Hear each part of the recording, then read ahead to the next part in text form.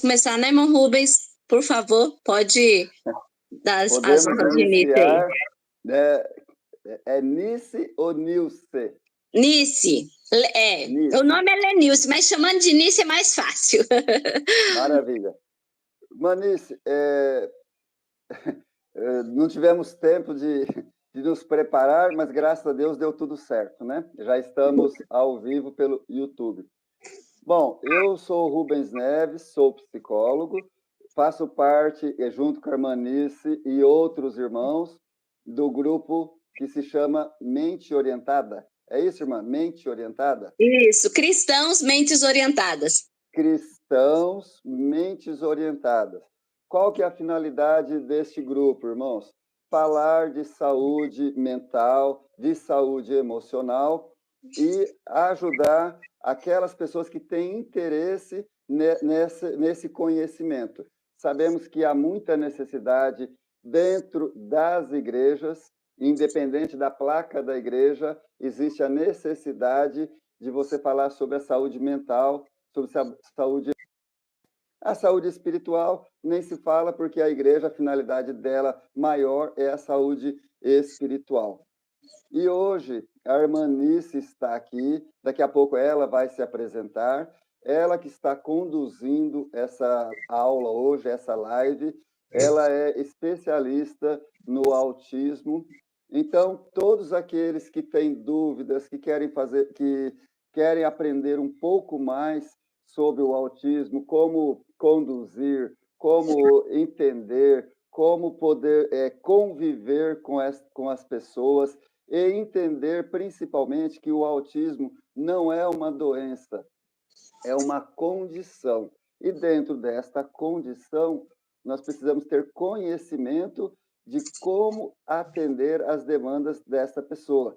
E é muito importante para isso ter conhecimento, para não haver pré-julgamento, não haver palavras que às vezes até magoam a família, magoam a pessoa, por falta de esclarecimento. E é isso que nós queremos hoje aqui. Como tivemos um pequeno problema técnico, a irmã Nice preparou uma aula muito bonita, com apresentação, com slides, mas hoje nós não vamos conseguir apresentar os slides. Mas aí ela vai apresentar todo o conhecimento dela e em uma outra live nós fazemos novamente, mas já com as imagens também. Mas vamos lá, irmã Nice. Por favor, se apresente, fala sobre as suas formações e sobre como que você tem trabalhado nesta área. Muito bem, então. Deus abençoe, irmão Rubens. Gente, como eu disse, paz de Deus, boa noite, que seja uma boa noite de muito aprendizado para todos nós, porque o aprendizado, ele é contínuo, né? Então, meu nome é Lenilce Santana, mas, na verdade, eu até prefiro que me chame de Nice. Porque meu nome é um pouquinho difícil de falar, né? Mas, então, quem sou eu? Como o irmão Rubens disse, nós fazemos parte desse projeto, Cristão Mentes Orientado, é um projeto social, onde profissionais responsáveis pela saúde mental e estão se dispondo do seu tempo, tanto para nós trabalharmos dessa forma em live, como também em alguns atendimentos específicos, quando necessário.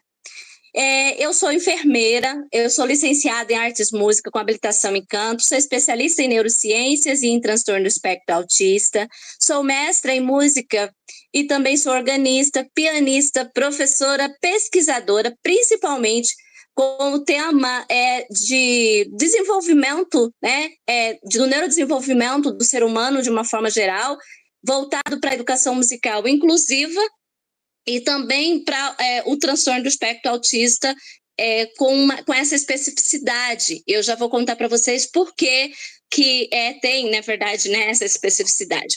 Infelizmente, eu não vou poder mostrar para vocês os slides, né? Os slides ajudam a gente a interagir, mas eu vou fazer o possível para passar para vocês hoje aquilo que nós preparamos para conversar com vocês, né? Então, onde eu me encontro hoje? Então, depois de toda a minha trajetória, né, durante toda a minha formação, porque nós somos fruto das nossas vivências, das nossas experiências, eu cheguei aonde eu estou. E eu, como eu disse, eu sou enfermeira. Porém, em 2014, eu tive uma lesão neurológica, fiquei tetraplégica durante 5 meses. Deus me deu um milagre para mim andar, voltar a andar, mesmo com a lesão ainda presente. E depois, que foi quando eu retornei para fazer o curso de licenciatura em música. Nesse interim, eu descobri, então, o propósito e minha missão na Terra. Achava que era parar de estudar saúde, mas, na verdade, estava na educação. Eu ensino música há mais de 30 anos, então, acaba que eu achava que era só esse trabalho voluntário na igreja, a música, e não era bem assim. E foi isso, durante esse período que eu voltei, então, para a faculdade fazer licenciatura em música, foi quando eu tive os primeiros contatos com pessoas autistas e entendi que para lidar com elas precisa estudar, e durante os estudos eu me descobri. E ao me descobrir, quanto mais eu fui entrando nessa investigação, há aproximadamente 1 ano eu recebi o diagnóstico de transtorno do espectro autista já na fase adulta, de uma forma tardia, que veio explicar muitos desafios que eu tive durante toda a minha vida. E isso fez, então, eu entender também o propósito da minha missão. E o que eu tenho compreendido? Que quanto mais eu estudo, quanto mais eu vejo, principalmente sobre os transtornos de neurodesenvolvimento, eu vejo que a nossa dificuldade é entender o que é acolher, o que é incluir e o que é respeitar. Parece muito fácil quando a gente fala assim de acolhimento, de inclusão e de respeito a essas pessoas. E o mais interessante, que eu vou trazer isso durante todo o processo da minha conversa com vocês, está relacionado exatamente naquilo que nós vivemos. Acredito que todos que estão aqui são cristãos, porque a maior parte das pessoas que eu tive contato, só um minutinho que eu estou tentando estabilizar meu celular aqui, para que eu possa falar com vocês mais à vontade. Acho que agora deu. E aí, o que acontece? Nós vivemos a graça de Cristo, e uma das coisas que é prerrogativa da graça é o amor. E a gente não vive isso 24 horas, e a gente tem que treinar. Então, assim, quando a gente vai no dicionário entender o que é acolher é dar abrigo e proteção, abrigar alguém, dar alojamento, receber com cerimônia, receber com aceitação, dar ouvido, escutar, atentar e ouvir. Veja bem que são palavras semelhantes, mas elas têm, quando a gente busca o conceito delas, elas se relacionam entre si, mas não são a mesma coisa. O que é incluir? Incluir é compreender, integrar-se a esse ser, é inserir, é introduzir, é acrescentar. E o respeito é o sentimento de reverência, de atenção, de educação, de gentileza, de amabilidade. E são sentimentos que nós temos que, como que eu falo? A gente tem que cultivar ao longo da vida. A gente tem que treinar isso. E nós vamos ver como que, a partir desse treinamento, como isso se condiciona no espectro autista. Muitos antigamente diziam que o autista ele não tem empatia, mas ao contrário.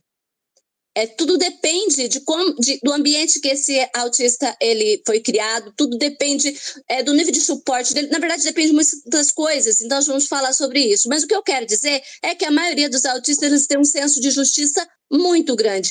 E, paralelo ao senso de justiça, vem o respeito.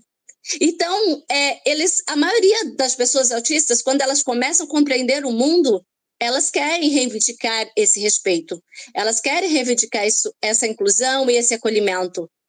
Mas ainda os autistas não têm essa voz, e o que nós queremos também com essa mobilização e conscientização é que todos entendam que nós precisamos dar essa voz para quem é autista. E voz, quando eu digo, não é apenas de dizer não, é voz de presença, é voz de ele ser aceito como ele é. Então, o que é o transtorno do espectro autista? Se fosse possível resumir, O transtorno de espectro autista, nós poderíamos dizer que é um transtorno do neurodesenvolvimento que abrange a interação e a comunicação social e padrões restritos e repetitivos de comportamento. Mas o que isso quer dizer? É importante lembrar que o transtorno do espectro autista é um dos transtornos mais complexos que nós temos. Por que ele é tão complexo? Porque ele envolve comportamento. E ele não envolve só um comportamento, ele envolve comportamento social, comportamento da fala, comportamento da interação. Então, são tantos comportamentos envolvidos e tem mais. Ele não vem sozinho.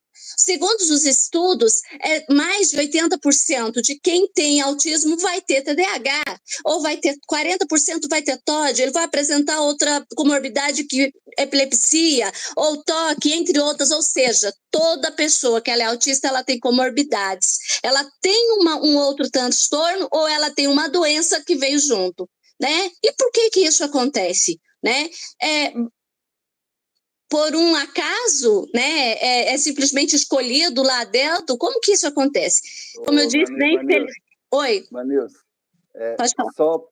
Só pontuando um pouquinho, porque a irmã está dando muitas informações boas, mas acho que é até bom a gente ir devagar para as pessoas.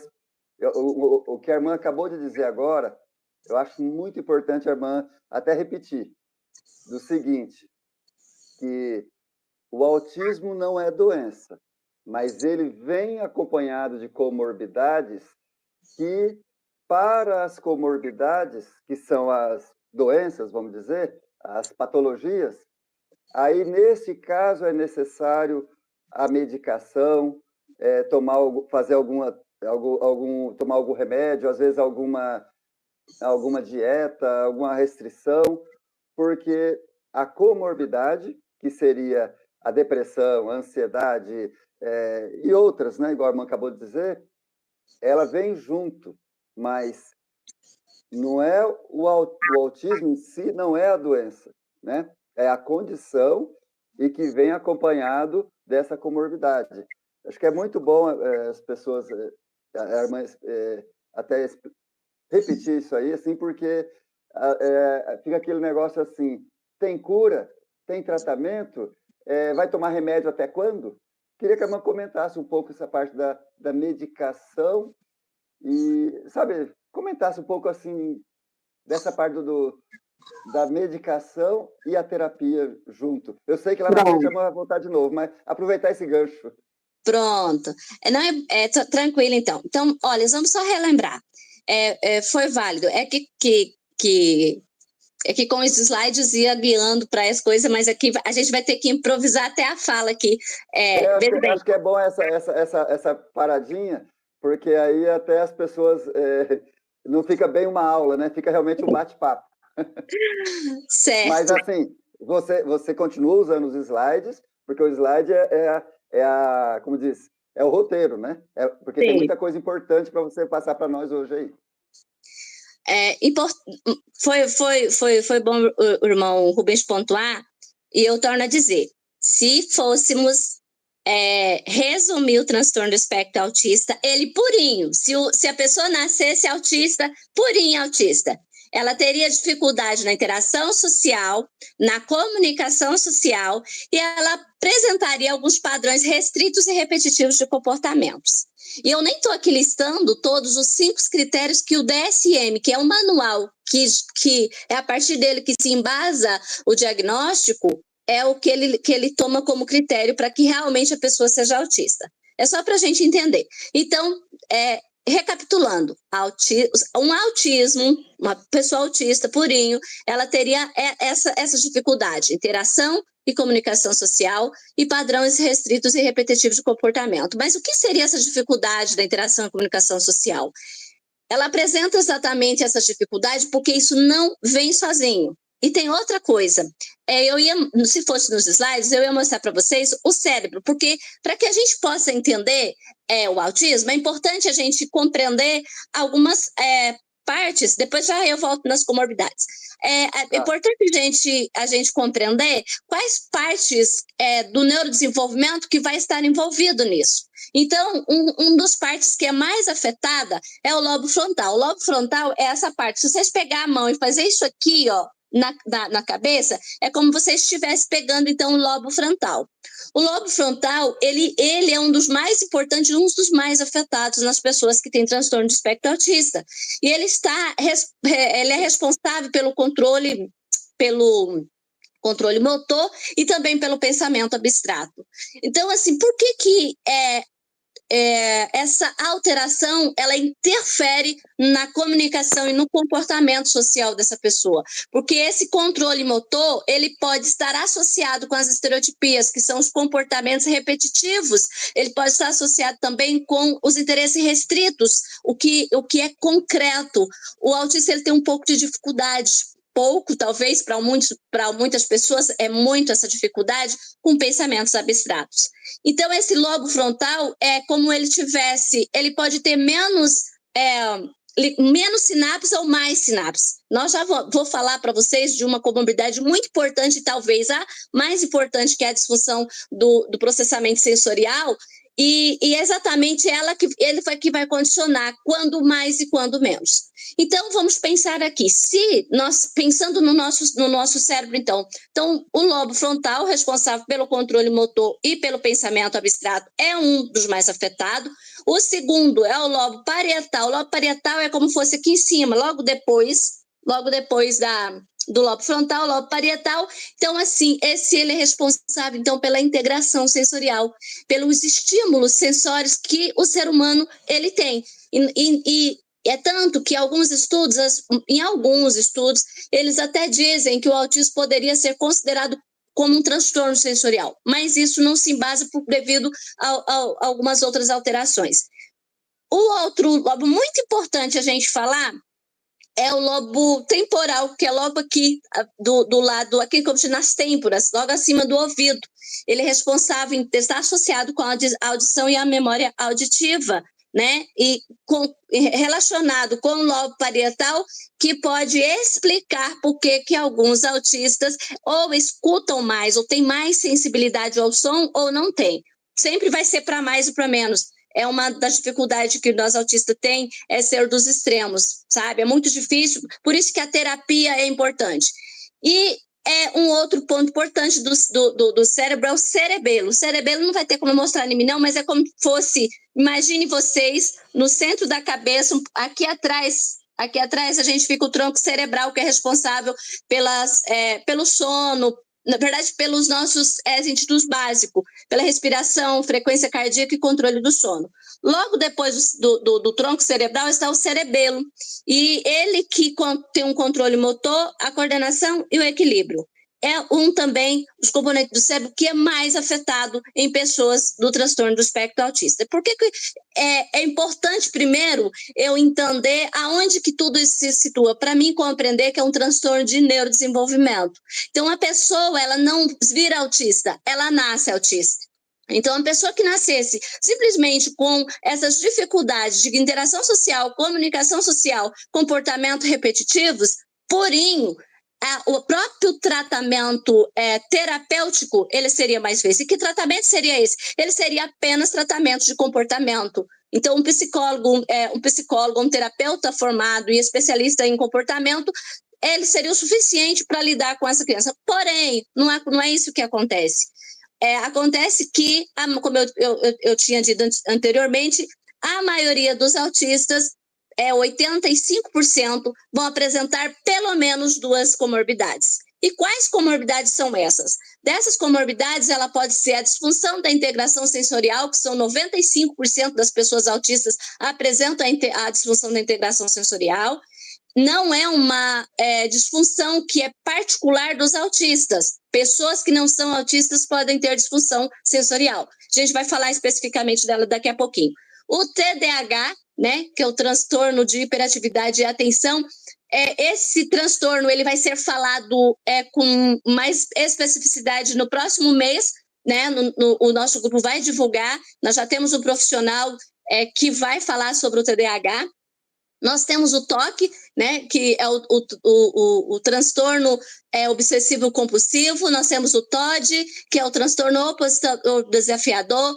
Temos a apraxia da fala, epilepsia, enxaqueca, disbiose e entre outras comorbidades.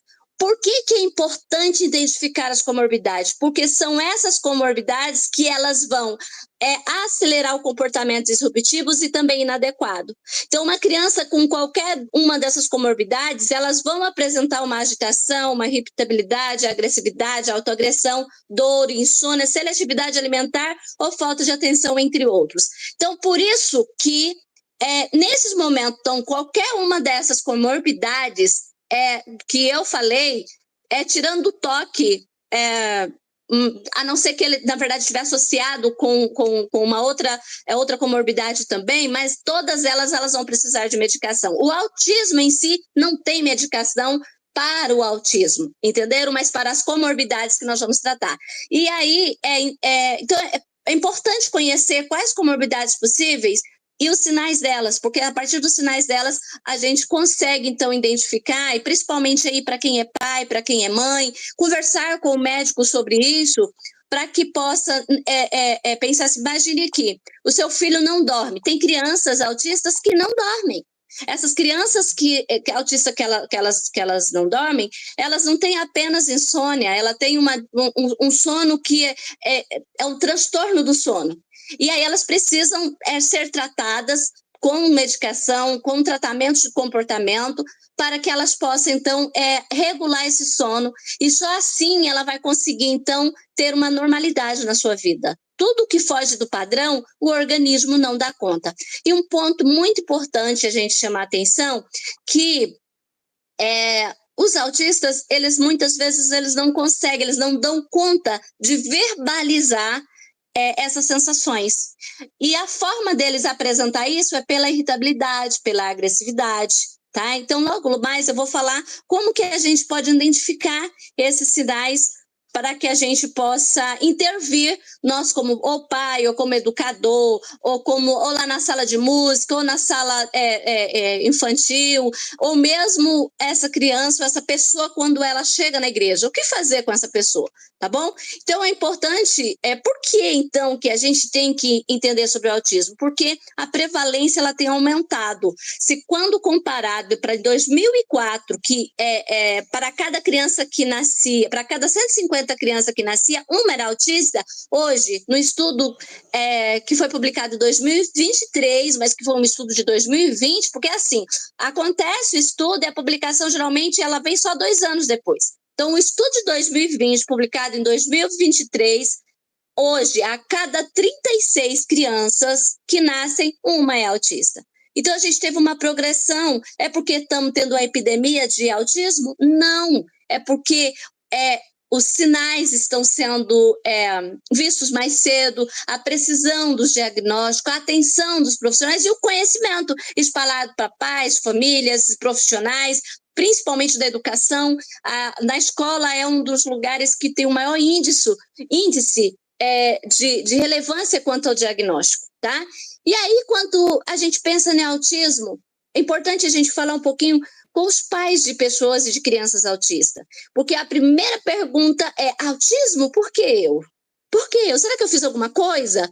Será que eu fiz alguma coisa errada durante a gestação? Então, há um sentimento de culpa, há um sentimento, às vezes, de aceitação, há um luto aí daquela criança que todo mundo idealizou que ela ia ser perfeita. Entenda, o autista, ele é perfeito. Ele só tem uma dificuldade no seu comportamento que, se é diagnosticado em fase precoce e se um tratamento adequado, tanto de terapia como acompanhamento, é possível os níveis de suporte evoluir. Daqui a pouco eu falo de suporte e aí eu falo um pouquinho mais do que isso. Por que é importante, então, a gente pensar o seguinte: os fatores relacionados para as causas do autismo, elas são 98% genética. 98% genética. E as que sobram como ambientais, elas são ambientais que a gente chama de fatores pré-natais, que acontece no ambiente que a criança está gerando. Então, assim, mas eu não tenho ninguém na família. Então, provavelmente foi um fator que a gente chama de que se encaixa dentro dos fatores pré-natais.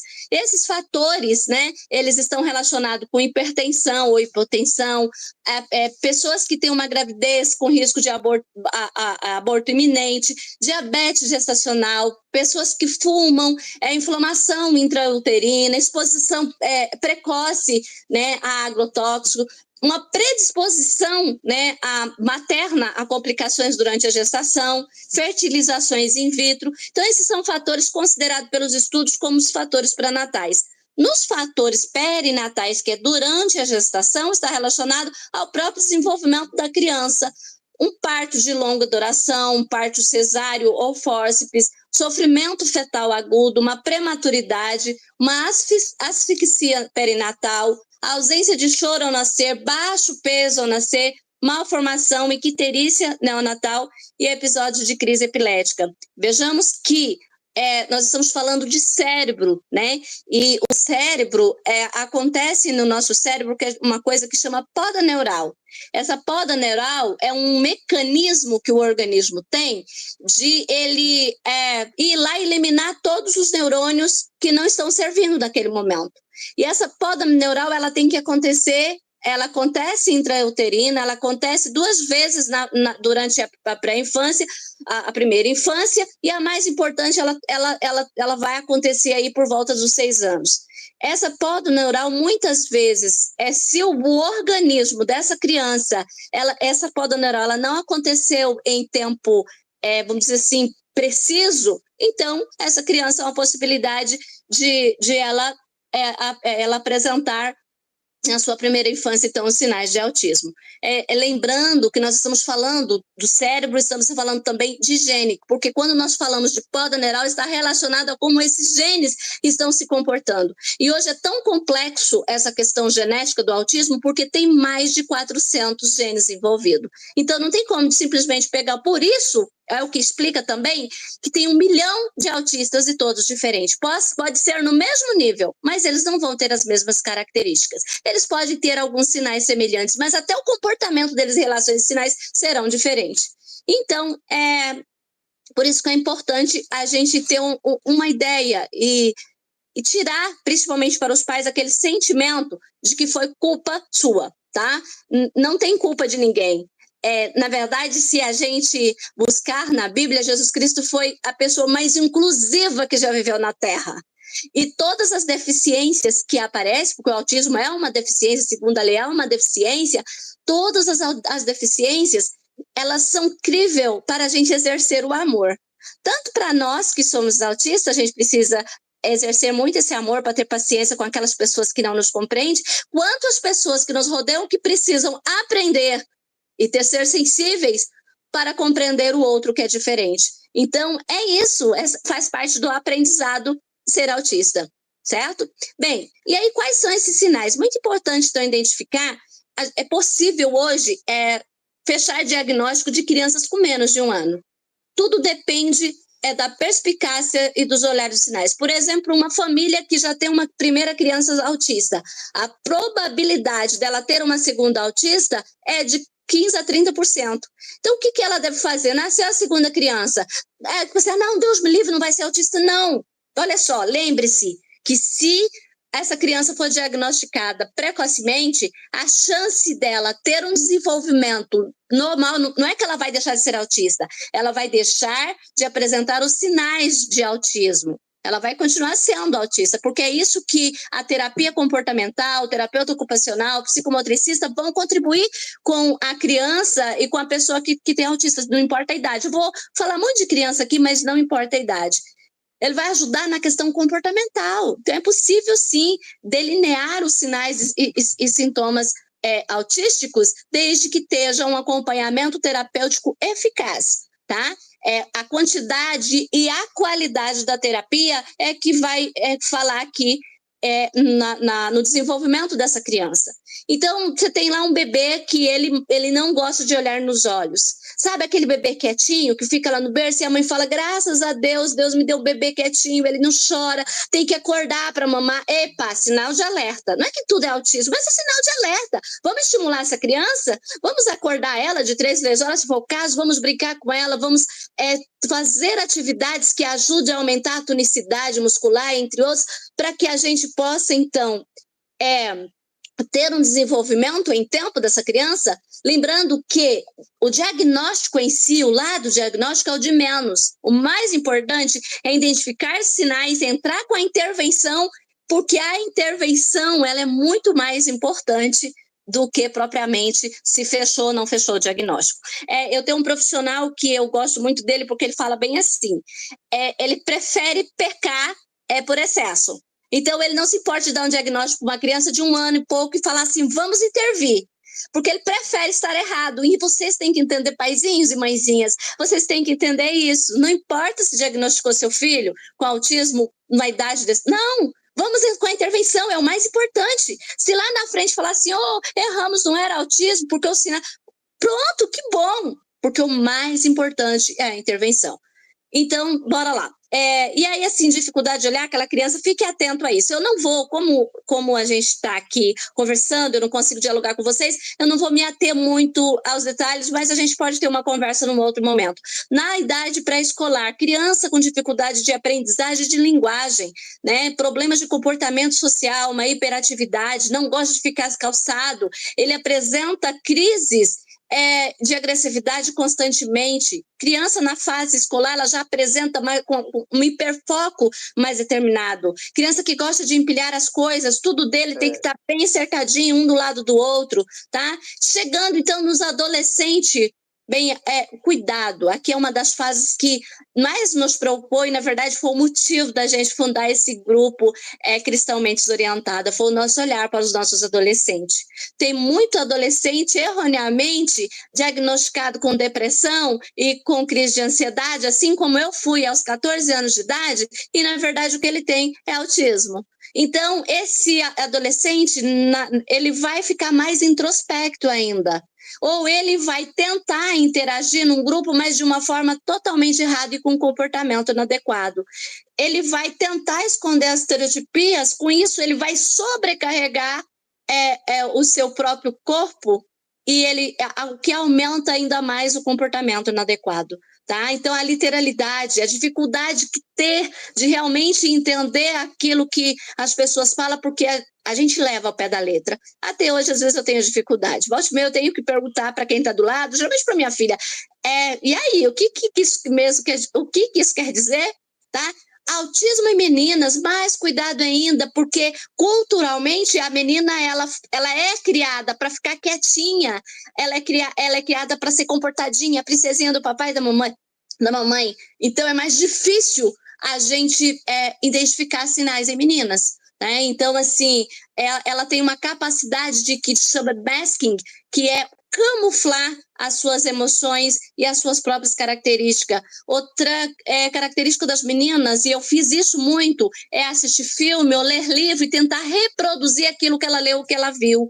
E isso traz um prejuízo ao longo da vida. Então, há um alto índice de ansiedade, depressão e transtornos alimentares em meninas devido a essas camuflagens, ok? E aí, o autismo em adultos, a socialização ela é comprometida. Pode não parecer, mas eu, por exemplo, meu nível de suporte é 1 e 2. Nível 1 para comunicação e nível 2 para interação social. Sou uma pessoa muito difícil de interagir, dependendo do ambiente. Porque se for um ambiente que eu tenho um hiperfoco, é bem capaz de repente só eu falar. E aí eu tento me controlar, porque depois eu tenho ecolalia mental, eu fico me culpando e fico falando, gente, eu fico reproduzindo tudo que eu falei 1 milhão de vezes. E isso gera um estresse tão grande e um cansaço emocional que vocês não têm ideia. Então o assunto é restrito. Então a pessoa gosta de falar, por exemplo, hoje, né, meu hiperfoco atual são as neurociências e a música. E às vezes isso me gera um certo problema, porque é o que eu mais quero falar. Dificuldade de trabalho em equipe, depressão, ansiedade, entre outros sintomas que vão aparecer aí em quem é adulto. Precisa de tratamento? Bem, qual é o tratamento principal? Terapia comportamental. Terapia comportamental. O terapeuta comportamental, juntamente com o seu psiquiatra, mediante seus sintomas, ele vai ver se é importante uma medicação para te ajudar com alguns sintomas de ansiedade que você estiver apresentando, mas assim, o ideal é que a gente siga na terapia comportamental para que a gente possa direcionar os nossos comportamentos mesmo, tá? Eu tenho melhorado aos pouquinhos com isso, mas não é tão fácil assim não, mas a gente vai tentando. Bem, e aí, essas características relacionadas à comunicação e à interação social, de acordo à gravidade disso, geram um nível de suporte. Aí nós temos nível de suporte 1, o antigo autismo leve, que de leve não tem nada de leve para ninguém, nem para quem é, nem para quem é da família. O autismo 2, o antigo autismo moderado, e o autismo de nível 3 de suporte, o antigo autismo severo. O que isso quer dizer? Quer dizer que quem está no nível 1 de suporte, ela precisa de apoio, porém um apoio pouco substancial. Que isso, por exemplo, vou pegar de mim. Em questão de comunicação, então o meu apoio em relação à comunicação ela é pouco, ela está mais relacionada à literalidade, à observação das emoções. Já na interação social, se eu não tiver alguém que me empurre para o grupo ou que me inicie na conversa, eu teria que, na verdade, eu precisava do terapeuta o tempo todo ali para que eu pudesse realmente interagir com mais facilidade em diversos ambientes. E essa é uma dificuldade. O nível 3, ele exige apoio muito substancial. A maioria das pessoas que estão no nível 3, elas têm dificuldades principalmente de linguagem. A maioria delas não são verbais. Isso não quer dizer que elas não se comunicam. Nós temos históricos de pessoas de nível 3 que fizeram faculdade, que são ótimos escritores, mas não falam. Falar verbalmente não quer dizer que a pessoa não saiba comunicar. E aí já vai uma dica. Pais, professores, irmãos do ministério, fiquem atentos à comunicação. Todo mundo que trabalha na igreja, fique atento a essa comunicação. Porque muitas vezes essa criança, essa pessoa, ela não dá conta de se comunicar verbalmente, mas ela vai te dar um indício que ela está se comunicando com você. É um desafio? Um pouquinho, mas é possível. É só conhecer e acolher essa pessoa, tá? Então, atenção a isso. E aí, o que é muito importante, então, a gente pensar nesse aspecto autista, que quando a gente fala de padrões repetitivos e de estereotipias são movimentos repetitivos. E, às vezes, a gente vê muito isso. Tem pessoas que querem travar essas estereotipias. Elas querem, tipo assim, tirar de vez. Então, deixa eu falar uma coisa. A estereotipia, para a maioria dos autistas, elas servem como a autorregulação. É uma forma da pessoa dizer que está feliz. Ainda hoje, eu tive um relato de uma mãe que, por causa que a filhinha dela ficou feliz com os hinos cantando em uma igreja, ela bateu as mãozinhas e alguém pegou e perguntou para ela se a filha dela era retardada. Pensa, vamos pensar com essa mãe? Gente, autismo não é retardo, e aliás, essa é uma palavra que a gente chama de capacitista. Autismo não é espírito, autismo não é jejum de oração que vai sarar, não. Sabe o que vai sarar? Principalmente para quem gosta de falar que é jejum de oração que é espírito, eu tenho uma dica para você: junta um dinheiro e leva lá para aquela família que tem uma criança autista e paga a terapia para ela. Isso. É isso que a gente faz. E daqui a pouco eu vou falar mais dessa ação de nós como cristãos. Como que nós vamos agir com essas pessoas? Então, entendam, o retardo mental que antigamente falava e que hoje a gente chama de deficiência intelectual, até isso nós temos que aprender que a pessoa ser deficiente intelectual não quer dizer que ela não seja inteligente. Preste atenção. Inteligência, ela está diferente, ela não está associada da pessoa ser mais ou menos autista, como muitos dizem. Ela não está associada à pessoa ter uma deficiência intelectual ou não. Isso é muito relativo. Tem pessoas deficientes intelectual que elas se sobressaem muito na vida. E às vezes você nem sabe que ela teve toda uma dificuldade até chegar lá. Tudo depende de como que houve uma intervenção na vida dessa pessoa. Então, quando vocês verem uma criança balançando o corpo, balançando as mãozinhas assim, que a gente chama de flap, estalando os dedos, balançando os pés, ou batendo o pé no chão, ou girando ao redor do seu próprio corpinho, ou correndo. Eu já vou falar assim, o perigo dessa corrida sem motivo, os desafios que os pais de autistas eles passam, é cruzar os dedos ou cruzar as mãos repetidamente, bater os dedos sobre alguma coisa, roer as unhas sem conseguir parar, pular no sofá, porque a maioria dos autistas, eles não têm noção de perigo, não tem noção de distância, não tem essa noção. Correndo e vindo sem um propósito, tudo isso chama-se estereotipias. Essas estereotipias, elas podem ser autorregulatórias. As únicas estereotipias que os especialistas em comportamento, eles buscam ajudar a criança a controlar são as autolesivas. Que é, por exemplo, a de bater a cabeça na parede, a de se jogar no chão e ficar batendo no seu corpo, a de se machucar, de se morder. Essas são estereotipias autolesivas. E aí elas são trabalhadas para diminuir, para que a criança, para que a pessoa, porque isso pode acontecer com pessoas, hoje a gente já tem muitos autistas adultos aí, a gente sempre teve, na verdade, só estava escondido, o diagnóstico não era preciso. Veja, eu recebi o diagnóstico com 46 anos. Então, agora vocês imaginam, quando a gente olha para trás, quando eu olho para minha família, tem muitos autistas camuflados que ainda não se descobriram e outros que receberam o diagnóstico de esquizofrenia. Hoje, entendendo, eu sei que, na verdade, eles também foram autistas. Então, assim, e a colalia, que é a criança repetir sons ou palavras ou frases, tá? E aí, assim, um terapeuta, eu, como educadora musical, eu trabalho muito nas minhas aulas as questões de dar um sentido para as estereotipias. Por que é importante a gente dar um sentido para a estereotipia? Para ajudar essa criança no seu próprio comportamento, para que ela possa ter um sentido, né? E justamente porque a gente vive numa sociedade preconceituosa e apesar de falar de autismo, ainda muito poucas pessoas sabem. Então, se a gente conseguir transferir essa autorregulação de uma forma mais branda, essa criança ela vai chamar um pouco menos atenção, mas a intenção no que nós temos não é esconder, na verdade é só preservar ela mesma, mas sempre buscando entender. Se é autorregulatória, ela precisa de uma autorregulação de uma outra forma, tá? Então, a gente não tem como tirar. Bem, e aí, já estamos quase chegando para a gente falar, na verdade, o que justifica essa live, que foi autismo na igreja. Vamos falar um pouquinho de integração sensorial. O nosso corpo, tudo que nós aprendemos pelos nossos sentidos. E nós lá desde a quinta série a gente aprende que a gente tem 5 sentidos, que é o sentido tátil, o auditivo, o gustativo, o olfativo, o visual. Só que nós temos mais 3, que é o proprioceptivo, o vestibular e o interoceptivo.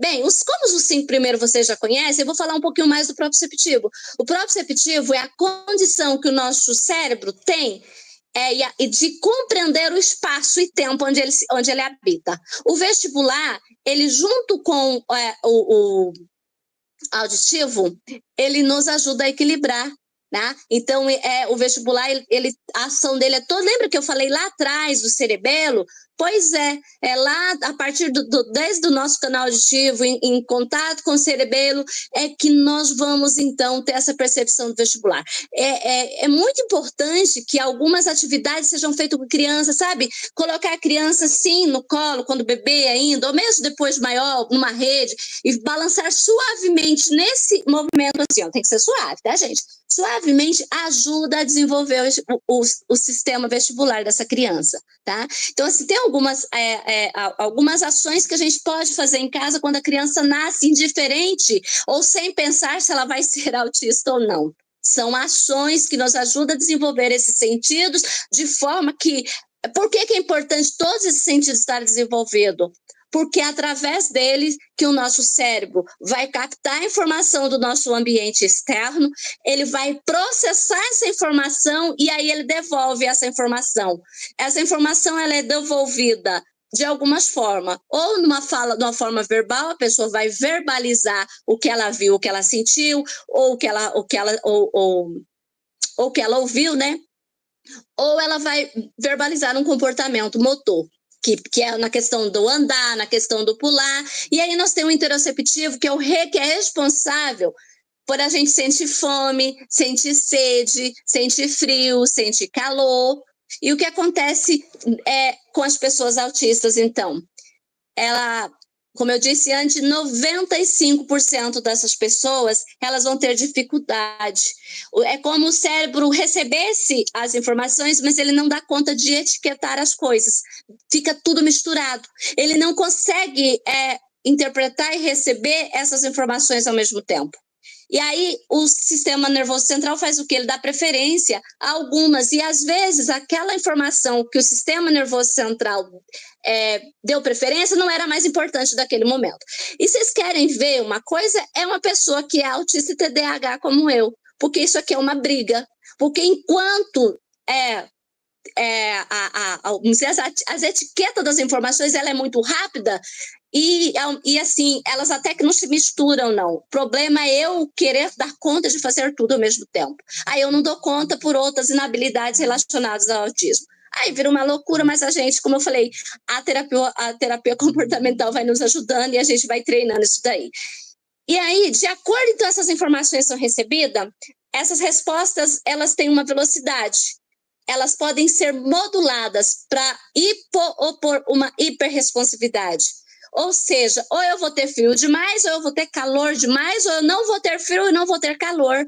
Tem pessoas que não sentem, elas não conseguem, o cérebro dela não consegue modular a temperatura ambiente. Né? Então, não é incomum você ver uma criança autista com a blusa de frio num dia de calor. Tem que ser treinado. Lembra lá atrás que eu falei? Por que compreender o nosso cérebro? Porque comportamento. Nosso cérebro tem uma capacidade que chama de neuroplasticidade. É a capacidade que os neurônios têm de gerar novas conexões. Essas novas conexões geram novos hábitos, geram novas informações, tanto motoras como verbais. E aí, essa criança ela tem que ser treinada. Então, ela vai, quando ela vê o sol, ela fala assim, tá quente, então eu vou vestir uma blusa. Tá chovendo, então deixa eu... Mas não porque ela sente, porque o organismo dela não consegue fazer essa recepção. E o que é mais importante e ter atenção a uma criança dessa, porque se ela encostar, por exemplo, a mão numa chapinha quente, ela não vai sentir. Veja bem que o organismo dela vai sentir, ela vai ter uma queimadura aí de primeiro, segundo, terceiro grau, mas ela em si não vai sentir a dor. E isso é muito perigoso para pessoas que são assim, por quê? Porque pelo fato delas não sentirem dor, elas podem se machucar gravemente e não perceber.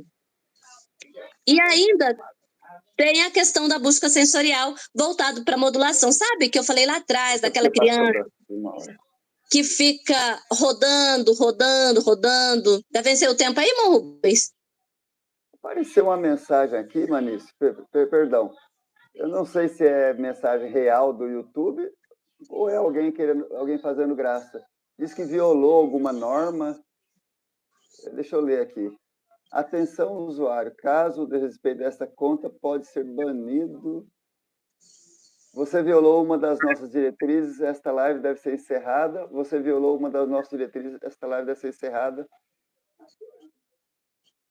Bem, gente, então é o seguinte. Eu não sei se é uma mensagem real ou se é alguém brincando. Se tiver alguém que está assistindo que entende um pouco e pode explicar para nós, entra aí e explica, porque eu nunca vi uma mensagem dessa. Pode ser que seja uma brincadeira. Mas continue.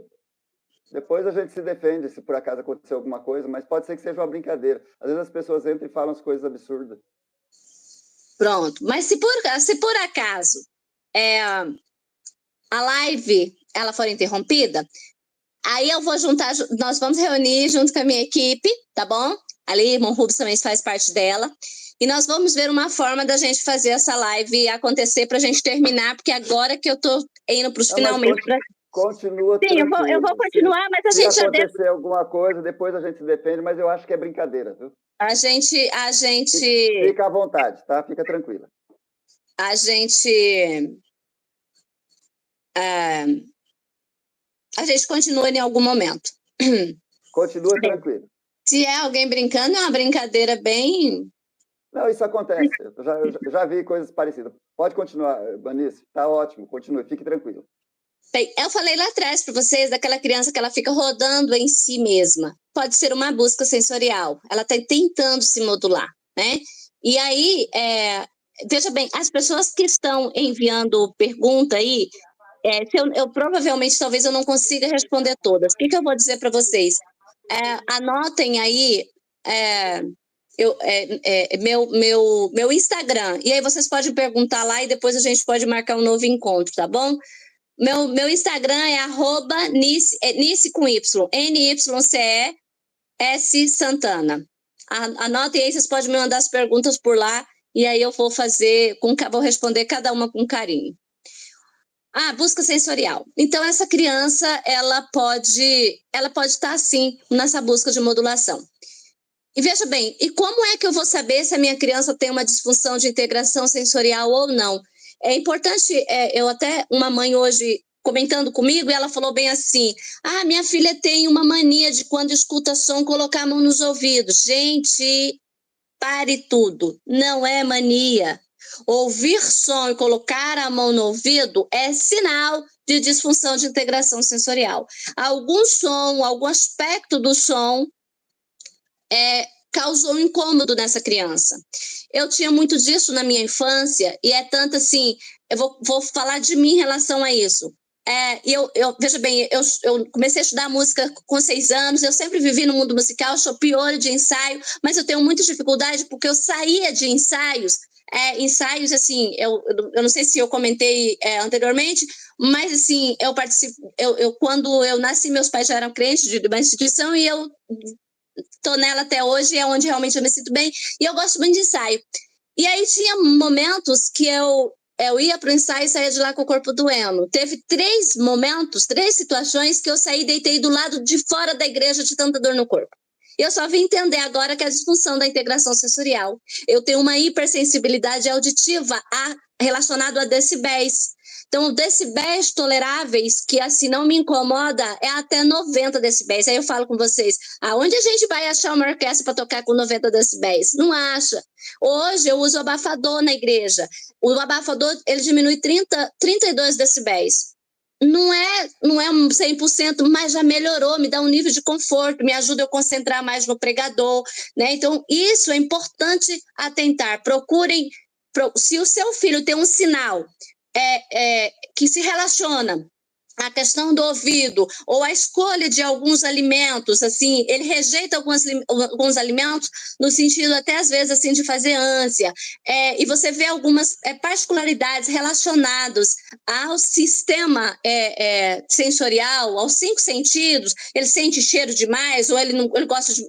Procure um terapeuta ocupacional especialista em teoria de AIRS. É o único, tá? Tem que ser especialista em teoria de AIRS. São esses profissionais que fazem o diagnóstico de disfunção de integração sensorial. E é ele que vai conduzir também. Um detalhe, eu não falei que o nosso cérebro ele é neuroplástico? Um terapeuta ocupacional bem direcionado, que souber identificar o diagnóstico da disfunção de integração sensorial, porque elas são 3, ela é de modulação, ela é de base sensorial e ela é de discriminação sensorial, pode ser 3.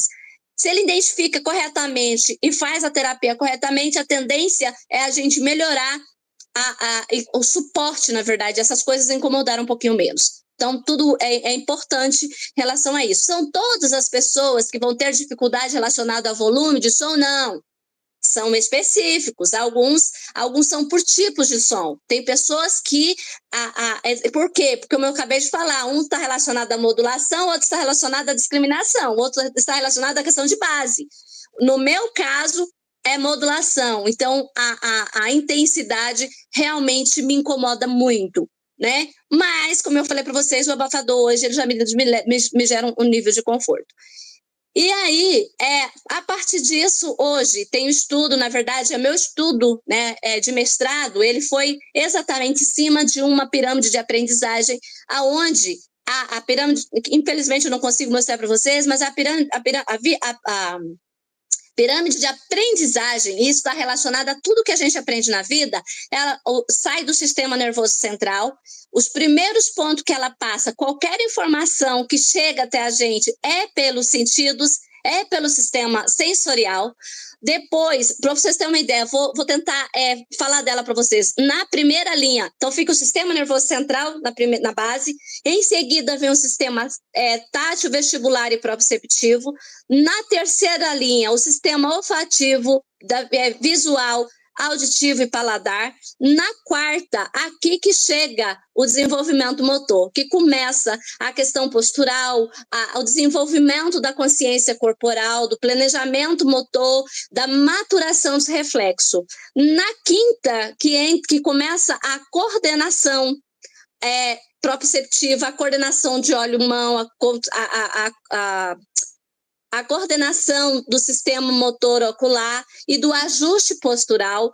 Lá em cima, depois dessa camada, que vem a habilitação linguística e visual. Depois dessas, as atividades da vida diária, como escovar os dentes, comer com a própria mão, amarrar o calçado, e lá no final, a última, o ápice, esse é o aprendizado acadêmico. Então, o que isso quer dizer? Uma criança, uma pessoa que tiver dificuldade no sistema sensorial, ela pode ter consequências lá em cima no aprendizado acadêmico. Então, quando a gente pensa numa criança que ela chega na escola com dificuldade de aprendizado, que ela não consegue segurar na mão, a gente não tem que pensar, pegar na mãozinha dela e obrigar ela. Não, a gente não tem que pensar nesse detalhe. A gente tem que pensar, na verdade, o que vem antes disso. O que ela tem de atraso antes disso? Qual desse sistema sensorial que ele não foi perfeitamente desenvolvido para a gente chegar nesse ponto? E só depois a gente atacar, vamos dizer assim, lá nesse sistema sensorial que a gente começa a ter esse efeito rebote para chegar nesse aprendizado. Então, infelizmente, eu não consigo mostrar melhor para vocês porque está nos slides. Mas é isso aí. E aí, o que acontece, né? Então, essa criança que ela tem, essa pessoa que ela tem o sistema sensorial dela com essa disfunção, qualquer coisa pode ser um gatilho para que ela apresente um comportamento inadequado. Um susto, uma frustração, uma sobrecarga de estímulos sensoriais, ser contrariado. Eu sempre tive dificuldade de trabalhar em equipe, por quê? Dá para perceber eu falando, eu sou muito incisiva. E quando eu descobri uma coisa, era a minha verdade. Mas veja bem, eu aceito a sua verdade, desde que você me prove que ela é melhor que a minha. E isso, no ambiente de equipe, vocês imaginam, é terrível.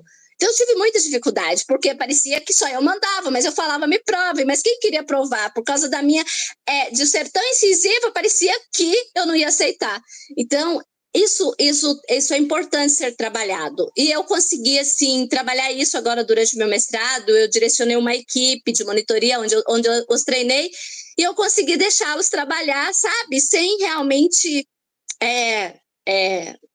colocar apenas a minha verdade, deixar eles vivenciar, e aprendi muito com as próprias vivências deles. Eles erravam, a gente acertava junto e assim por... Então, assim, é um desafio ainda para mim, trabalho em equipe, mas foi uma experiência maravilhosa de um aprendizado muito grande também.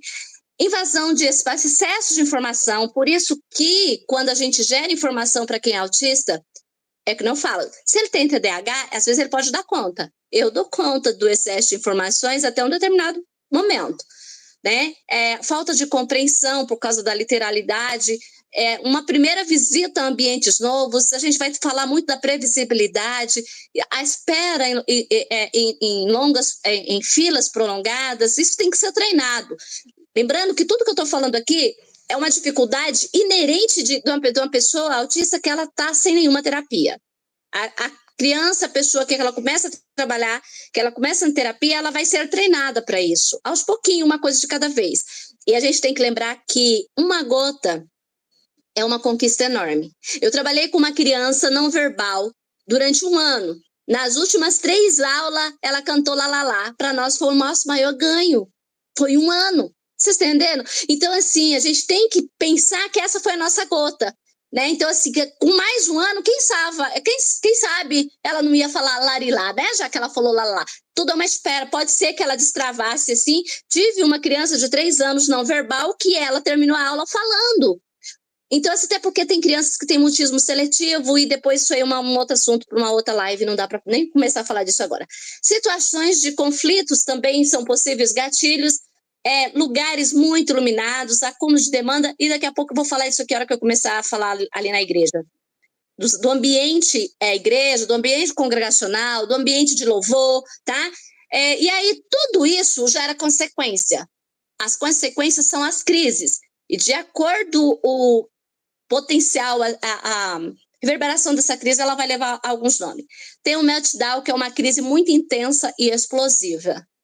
A pessoa ela pode explodir de duas formas. Ela pode explodir e gritar no próprio ambiente, mas ela pode explodir para dentro. Eu, no finalzinho já do meu mestrado, eu tive 3 crises de meltdown, e aí meu corpo só queria cama. É como ele neutralizasse tudo, tipo, não levanta não, fica aqui 24 horas que quando você acordar vai estar tudo resolvido. Não era bem assim, eu tinha que escrever a dissertação, mas então assim, realmente foi, sabe?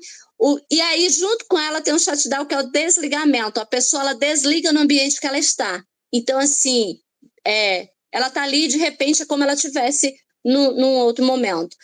E a gente já vai buscar aqui o que a gente pode fazer. Ressaca social, a pessoa apresenta dores de calor no corpo, dor de cabeça, sonolência e maior sensibilidade sensorial. A ressaca social é quando nós somos expostos a muitos estímulos sensoriais. Por exemplo, eu vou para a igreja, para um ensaio. Como eu falei, sou piolho de ensaio. Eu sei que eu vou ter ressaca social 2, 3 dias.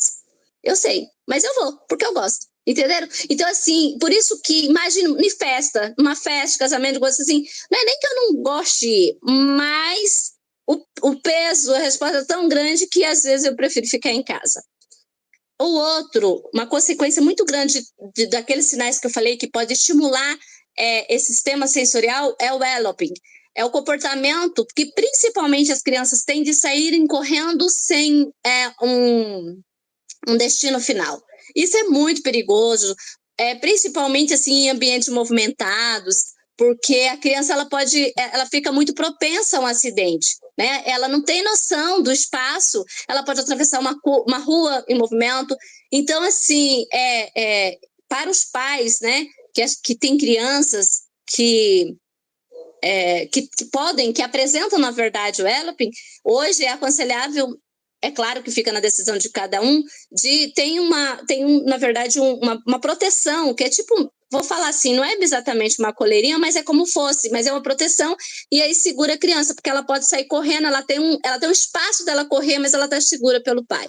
Até que seja tratada essa criança, que ela possa entender, que ela não possa... A gente já vai falar ali de história social, tudo isso é construído, é construir o comportamento e a conscientização dessa criança, né? Então, e claro, quanto mais a pessoa estiver desregulada sensorialmente, ela vai apresentar as estereotipias, que são os movimentos que não tem. E aí, a gente entra num ponto aqui, que a gente já vamos falar aqui de tudo isso que eu estou falando, na verdade, para vocês, são situações que é importante saber para poder identificar quando eles estiverem no ambiente, seja no ambiente da escola, seja no ambiente do espaço infantil, do espaço kids, conforme vocês chamarem aí, nas comunidades religiosas que cada um, né, participe, ou mesmo no grupo musical, diferenciar entre birra, crise e transtorno opositor desafiador. Bem, e como é que eu vou saber? Bem, é fácil. A birra é um conjunto de comportamento que está relacionado geralmente com algo ou com alguém. É porque ela quer algo ou é porque ela quer alguém. Então, essa criança, assim, é tanto que se ela receber algo, a crise acaba na hora. Já o TOD, ela faz parte de uns transtornos, né? A gente tem... Além do TOD, a gente tem outros transtornos que eles estão dentro de um grupo chamado de transtorno comportamental disruptivo. E esse TOD ele vai se caracterizar num padrão persistente de comportamento negativista, com comportamentos hostis, desafiador. Essa criança ela tem prazer em desobedecer. E esse é um comportamento que ele se estende no mínimo 6 meses, segundo, para ser considerado como TOD. Uma criança com menos de 5 anos, é difícil dizer que ela tem TOD. Então, fica mais entre a birra e a crise, tá? Mas acima de 5, 6 anos já dá, um profissional, ele já consegue direcionar. Um profissional pode fazer um diagnóstico de TOD com uma criança de menos de 5 anos? Tudo depende da experiência e do conhecimento desse profissional, né? Quem sou eu, né? Então, assim, a gente fala aqui de sinais e de intervenção, de como agir, mas diagnóstico, quem sabe, quem faz, a gente espera que saiba o que está fazendo. Já a crise, ela vai estar relacionada com algum daqueles fatores que eu falei anteriormente. Ou foi quebrada uma rotina, ou ela teve um estímulo sensorial mais do que deveria. Não adianta você oferecer nada para ela que você não consegue acalmar ela. E aí é importante que essa criança, que esse aluno, que essa pessoa, ela tenha alguém de confiança, porque aquela pessoa que ela confie, ela vai conseguir retirar essa criança de um ambiente para um ambiente que não tenha os fatores estressores. A gente já vai falar dentro de uma igreja que fatores são esses que pode estressar uma criança a nível sensorial, né? Ou uma pessoa também. Como essa pessoa pode agir? Como nós, como membro, que vamos dizer assim, os não autistas podem agir diante de uma situação assim? Porque uma crise, ela pode levar uma pessoa para o hospital, gente. Então, principalmente pessoas assim que ainda descobriu o diagnóstico agora, esteja em tratamento, né? E é muito importante, então, quando a gente identificar isso, compreender que todo comportamento tem uma função. Ele vai ter um antecedente do comportamento, o comportamento vai acontecer e vai ter uma consequência desse comportamento. Essa consequência vai estar muito relacionada à forma que você, pai, você, professor, você que está ali com essa criança, essa pessoa vai agir, né? Então, o antecedente é sempre o que vem antes. É muito comum alguém falar assim, ó, essa criança chegou aqui e se jogou no chão do nada. Será que foi do nada? Para um pouquinho e olha o que veio antes. Por onde ela passou? O que ela vivenciou antes? Porque esse momento que ela acabou de chegar ali, nervosa, estressada, aconteceu alguma coisa. É muito comum a seletividade alimentar nas pessoas autistas. E aí tem crianças que elas não sentem fome. Mas lembre o seguinte, ela não sente fome, mas o organismo dela sente necessidade de alimento. O cérebro dela não sabe explicar que é a fome, já que ela não sente fome. Porém, o organismo dela vai reagir de uma forma, e talvez de uma forma agressiva. E de repente você tem lá, de repente chega no espaço infantil, na escola, um aluno todo agitado. E aí você pergunta para a mãe, ele se alimentou hoje? Ah, ele não quis comer nada. E aí? Como que a gente vai agir? Entende? Então, na verdade, ele está estressado ali, não é porque a mãe obrigou ele a vir para o espaço, para a escola, não, é porque ele está com fome. E aí, essa fome já deixou, ele já teve uma queda de energia, o cérebro dele já está dando sinal de hipoglicemia, e a gente pode ter situações assim, esse é só um exemplo que eu estou dando. Sempre pensar no que veio antes, o que veio anteriormente. E aí, esse comportamento, então, ele vai ser resultado do que veio anteriormente. E aí, como eu vou agir, é o que eu vou ter o resultado desse comportamento, parar ou não. Se esse comportamento ele vai avançar para ser adequado ou não, tá? Então, assim, é muito importante para que a gente trabalhe comportamento. Eu até fiz um quadro bonitinho para mostrar para vocês, uma rotina visual. Os autistas, a maioria dos autistas, eles são muito visuais. E isso facilita. E aí a gente fala autista, mas na verdade toda criança. Se a gente quer, quando a gente trabalha com desenvolvimento infantil, a criança em si, qual a melhor forma da gente ensinar uma criança, ainda bebê, como é que a gente faz? Porque a gente pega aqueles livros ilustrativos e começa a mostrar para eles, ó, aqui é o avião, não é isso? A gente está falando assim, o autista em si, por causa muitas vezes do atraso que ele teve ali do neurodesenvolvimento, mas é uma criança de uma forma geral, aprendem de forma visual, é um dos primeiros passos aí, né? Depois o auditivo. A rotina visual, ela prepara, ela gera uma estrutura de previsibilidade. Então, é muito importante que você esteja lá numa salinha, essa previsibilidade, né? O que vai acontecer hoje? Hoje nós vamos chegar na salinha, então vamos pensar, nós estamos falando de ambiente de igreja, então vamos já pensar no espaço que atende criança, certo? Então, hoje a criança vai chegar, ela vai adentrar a porta, né? Meus alunos, eu gostava de deixar um cartazinho na porta para que eles escolhessem como queriam ser cumprimentados. Então, assim, ele escolhia como queria ser cumprimentado, ele entra e ele já vai ser inteirado, já que do lado da parede aqui já vai estar mostrando quais serão as atividades. Qual é a próxima atividade?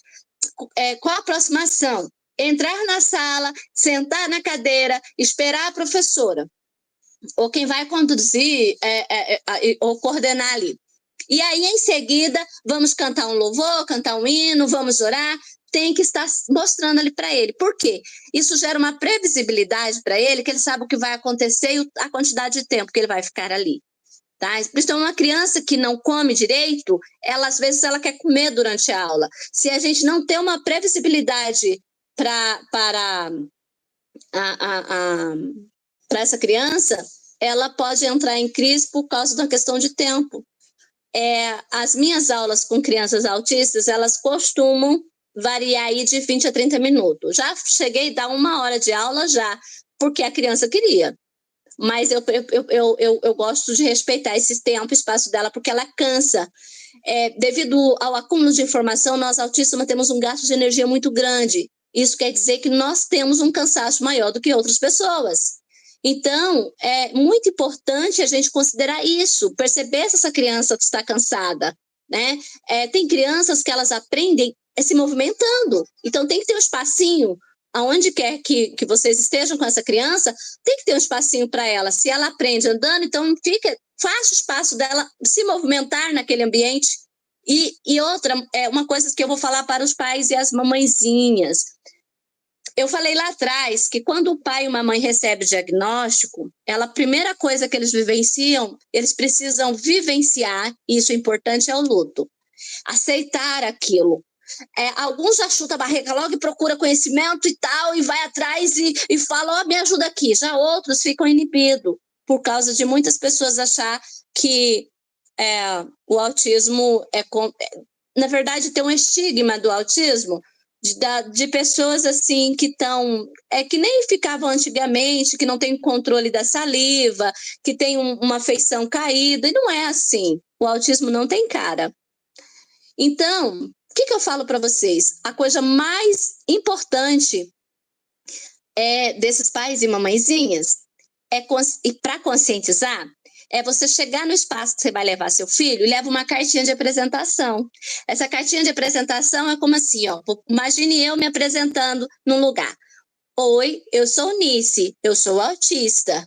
Eu não gosto de som alto, eu não gosto de barulho de caneta riscando na música, na mesa, porque isso me irrita. Eu gosto de ficar sentada no meu cantinho, não gosto que me toquem. Eu agradeço se todos me ajudarem, porque eu quero aprender com vocês. É mais ou menos, resumidamente, mas a gente pode acrescentar. Vocês apresentam a sua criança naquele espaço. Ela vai chegar bem-vinda, porque a gente vai ensinar 2 coisas aqui. Primeiro, a própria criança ser autoconsciente e se amar pelo que é. A gente tem que amar-se pelo que é. Segundo, a gente ensina as outras crianças a receber um diferente com as suas diferenças e respeitá-las. Porque cada um lembra, opa, não risca na cadeira não risca na mesa não, porque Nice não gosta. Então, gente, é a melhor coisa que vocês fazem. Conscientizem, cheguem e falem. Porque quanto mais vocês esconder, sofrem vocês, sofrem as crianças, sofre quem recebe suas crianças porque não sabem como agir. Tá? Então, esse é o primeiro passo. Conscientize. Mas a internet está aí, por que todo mundo busca? Vejam bem, as pessoas só buscam conhecimento, na maioria das vezes, quando dói. Tirando alguns profissionais que nascem a vontade de aprender, de acolher, muitos só procuram conhecimento quando dói. Então, não adianta a gente... E outra, eu aprendi com os meus mentores. Nós, autistas, nós estamos desbravando ao mundo. Ninguém é obrigado a saber o que é autismo. Mas eu que sei, eu que me sinto, eu sei o que é minha obrigação compartilhar o que é. Então, você, paizinho, mãezinha, entendam isso. Quanto mais nós compartilharmos o conhecimento com quem está ao nosso redor, nós não estamos expondo o seu filho, não. Você precisa, porque é o ambiente que o seu filho vai estar. E os profissionais que vão receber, os irmãos da igreja, precisam entender isso, que essas crianças têm uma particularidade e como que vamos respeitar essas particularidades, tá bom? Então, assim, a história social, ela é muito importante. Eu falei do quadro da previsibilidade. Um outro ponto muito importante trabalhar com as crianças é a questão da inteligência emocional. Autistas, eles têm dificuldade de modular. Lembra que eu falei lá atrás que nós somos os extremos? Ou nada, ou tudo? Então, a gente precisa modelar isso. A gente precisa modelar. Eu sempre fui uma pessoa de não chorar. Eu tive que aprender a chorar na vida. Eu ria, tudo eu ria. E ria com a gargalhada escandalosa. E, assim, eu fui muito ridicularizada durante meu período na escola. As pessoas riam de mim por causa da forma de eu rir escandalosamente. E, assim, na verdade, minha risada escandalosa é um alívio para mim, enquanto para muitos, o alívio é chorar, né? Engraçado. Mas eu tive que aprender a chorar para mim, diante das convenções da sociedade, eu tive que aprender a chorar. Eu tenho um enfrentamento de morte diferente das pessoas. Não é porque eu não me importe, mas o meu enfrentamento é diferente. E por ser diferente, eu também fui falaram mal de mim por causa disso. E olha que, assim, eu já perdi, não é que eu não sinto, como eu falei, eu perdi não, né? Porque Deus guarda. Mas, assim, Deus já levou meu sogro, minha sogra, minha filha, minha mãe e meu marido. Então, foram perdas importantíssimas para mim. Mas a forma de eu vivenciar aquilo, muita gente fala assim, você tá feliz? Gente, o que as pessoas queriam que eu fizesse? Que eu sentasse lá na cidade que eu morava e ficasse chorando o resto da minha vida e minha filha que eu tenho para criar. Eu não consigo entender isso. Não é questão de felicidade, até porque eu acho que felicidade é o instante que você vive. Não a gente fica buscando a felicidade 100%, não sei, né? Acho que isso é utópico, não sei. Depois o irmão Rubens pode falar, ele é psicólogo, pode falar da felicidade. Para mim, é isso. Agora eu estou feliz aqui com vocês, estou compartilhando um pouquinho que eu consegui aprender da minha vivência e minha experiência. Daqui 30 minutos eu posso não estar, mas vamos viver agora? Bem, essa sou eu. Trabalhar as emoções com as carinhas, viu, papais e mamães? Faz lá umas carinhas de triste, ensina seu filho verbalizar. Quando ele se acalma, é que nem uma história social. Eu até me tinha montado aqui para vocês e trouxe para vocês, mas não vou conseguir mostrar, mas eu vou dizer. A história social é como você treina a sua criança. E isso pode ser feito também nos espaços kids, onde trabalha com criança. Você fala uma história social de como de algum comportamento que você queira trabalhar com a criança, com as crianças, incluindo quem é autista ou quem tem quaisquer outras deficiências. E aí, por exemplo, como eu falei, nós temos dificuldade de modular. Pense vocês numa criança que a mãe é muito importante para os pais compreender o comportamento dos nossos filhos. Muitas vezes, o pai que recebe o diagnóstico de uma criança, a tendência é dar tudo o que ela quer. Não faça isso. Não faça isso que não vai estar ajudando. Dê aquilo que ela quer, se for oportuno, e fizer bem para ela, se for necessário. E se não for, ela, assim como qualquer outra criança que não tem autismo, ela também tem que entender o que é não. Porque o mundo não vai tolerar isso com ela. Então, só que com uma criança autista, é mais difícil treinar o não. E por isso que a gente utiliza as histórias sociais, tá? Então, imagina uma criança que quando ela fica nervosa, ela bate na mãe. A mãe vai fazer a historinha para ela, tá? Desenhar, ou desenha, ou cola a figura, faz um recorte, construa com ela, para ela entender quais são os passos. E aí, eu tinha feito aqui, eu vou descrever para vocês o que eu tinha feito. Então, tem uma criança que quando fica nervosa, ela bate na mãe. Só que quando ela bate na mãe, a mãe fica triste. E aí, o que essa mãe vai ensinar para essa criança? Aí tem uma outra imagem de quando a criança sentir que ela está com raiva e der vontade de bater em alguém, que ela segure bem forte na própria mãozinha ou na mãozinha da mamãe, que ela respire profundamente. Eu gosto de ensinar minhas crianças assim, cheire a florzinha e assopra a velhinha até se acalmar. Depois que se acalmar, venha e abrace a mamãe ou quem você queria bater e vocês serão felizes. Então, é uma forma de você ensinar um comportamento, ele transferir um comportamento inadequado para um comportamento adequado. Isso se faz com todos os sentimentos e com todas as ações relacionadas a isso. E aí você pega uma criança, então, que chega com uma agressividade e quebra tudo.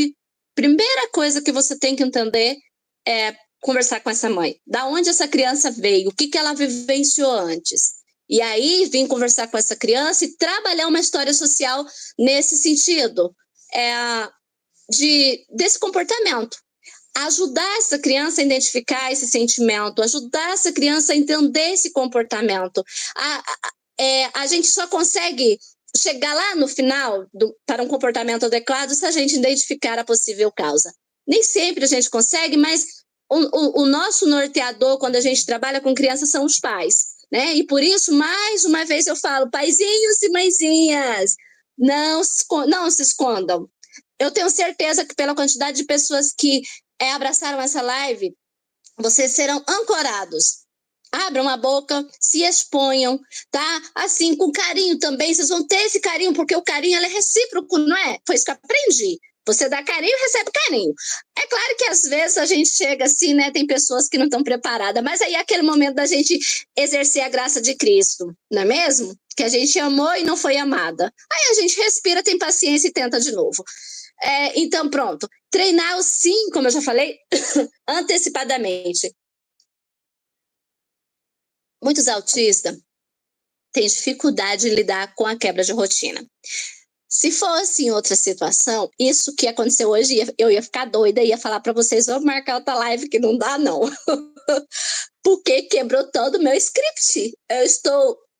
Eu queria, assim, eu parei um tempo, porque toda palestra que eu dou, eu preparo, eu gosto de estudar novamente, para compartilhar com vocês o melhor que eu posso dar. E de repente não deu nada certo. Não deu certo assim, né? Do jeito que eu tinha pensado, planejado, né? Eu tinha assim, sabe? Parece que nada foi dando certo, mas tudo bem. E aí, hoje eu já consigo, sabe? Controlar aqueles impulsos que me faria travar e não acontecer essa live. E me faz refletir sobre todo o tempo que vocês pararam para vir, e o respeito a essas coisas, elas acabam sendo mais fortes do que meu próprio eu consigo, mas assim, eu tenho uma coach atrás disso, trabalhando minha inteligência emocional há um longo tempo também. Lembre-se, eu não tenho conseguido sozinha. Claro, nós somos, como o irmão Rubens falou no início, nós somos matéria, nós somos espírito. A gente tem Deus a todo instante da nossa vida, mas nós não vivemos 24 horas em espírito para, se conseguíssemos, né? Aquele momento que você está lá na igreja que você não quer sair. Mas a gente não vive assim. E aí a gente precisa tratar da nossa mente, da nossa matéria. E aí, então a gente precisa de profissionais do nosso lado. Então, assim, hoje, atrás de uma palestrante que vocês estão vendo hoje, com certeza tem profissionais eficazes atrás de mim, é claro, além de Deus. A gente não está entrando nesses méritos. Mas eu preciso dividir meu mérito com eles, porque eles têm me ajudado a conduzir alguns comportamentos. Que parece até assim que situações, né, que a gente é bipolar. Mas não é isso, é porque a quebra de rotina é como ela realmente extravasase. Previsibilidade. Previsibilidade, guardem essa palavra, tá? Previsibilidade, isso é importantíssimo. Né? Então, assim, eu até li uma frase ali sem querer, que meu filho quebra tudo quando está agitado. Pense, comece a trabalhar com ele as histórias sociais e sempre pensar assim, o que o deixou agitado? E a gente vai diminuindo essas questões estressoras. E aí vamos então entrando aqui, enfim, o autismo na igreja. Quando eu falei autismo na igreja, de uma forma, porque realmente era uma ânsia que eu tinha de querer abordar, porque assim, é o espaço que eu mais vivo na igreja. E eu sinto uma necessidade realmente de conversar com gente da igreja, com gente que vive Cristo. E se a gente vive Cristo, a gente fala da graça e a gente não fala da inclusão de uma forma abertamente ainda. Eu digo não só na nossa sociedade em si, faz parte da nossa cultura como homem, né? Toda essa questão da inclusão, o preconceito está enraizado em toda a nossa formação de ser humano aí, das gerações. Então, isso também contribui, porque eu acredito que as pessoas que são preconceituosas não são porque elas nasceram, mas porque elas vivenciaram o preconceito. Então, elas quebrar paradigmas e regras, elas precisam de um tempo. E cabe a mim, cabe a você que está conscientizando isso hoje, aos pouquinhos, começar a fazer isso. Quebrar essas regras para entender que aquele preconceituoso, para aquele capacitista, aos pouquinhos, tá? Não adianta a gente querer de uma vez, sei o quê, revoltado e fazer... Isso não adianta. Mas eu quero contar uma coisa para vocês, que assim que eu descobri que eu era autista, eu queria anunciar ao mundo e queria meu espaço como autista. Até o meu mentor falar, epa, não é assim não. Calma, não é assim não. As pessoas não... Você descobriu que é autista. Você buscar conhecimento, você sabe. Mas ninguém, eu já falei isso anteriormente, vou repetir. Ninguém tem obrigação de saber sobre o que você é e como você é. Agora você tem a missão de expandir isso aí. Então vamos junto. E aí, o autismo na igreja. A criança autista, a pessoa autista chega na igreja, tá? Então, o que faz a diferença para ela? O acolhimento e o ambiente. Lembra que eu falei para vocês das questões estressoras? E o que vai estressar uma pessoa na igreja? Desde o som. Agora, sim, a maioria das igrejas, né? Pelo menos para mim, a maioria das igrejas trocaram as luzes, tudo para LED. Meu Deus do céu, gente, chega a doer minhas vistas. Pense comigo para uma criança autista que ela tem uma hiperestimulação visual como eu. Pronto, isso aí já é motivo de uma crise, deixar ela agitada. Então, uma recomendação que eu daria para os pais, primeiro para os pais, identificar se a sua criança tem hipersensibilidade visual. Porque se a sua criança tiver, chega lá naquela igreja, procura o ancião, procura o pastor, procura quem for responsável e explica, olha, minha criança tem, eu gosto de vir na igreja, será que era possível no dia que eu vim diminuir a luz ali só para que eu possa ficar num ambiente com menos luminosidade? Simples assim. É conversando. Ah, você vai aceitar, vai ter uma aceitação imediata? Não. Vai com a educação. Vai em 1, vai em 2, vai em 3. E eu digo para vocês que não é fácil, porque eu, como adulta, eu já cheguei num ambiente que estava muito gelado. E eu tenho hipersensibilidade ao frio. E aí deu o que fazer para mexer ele no ar. Deu o que fazer. Foi assim, um Deus nos acuda.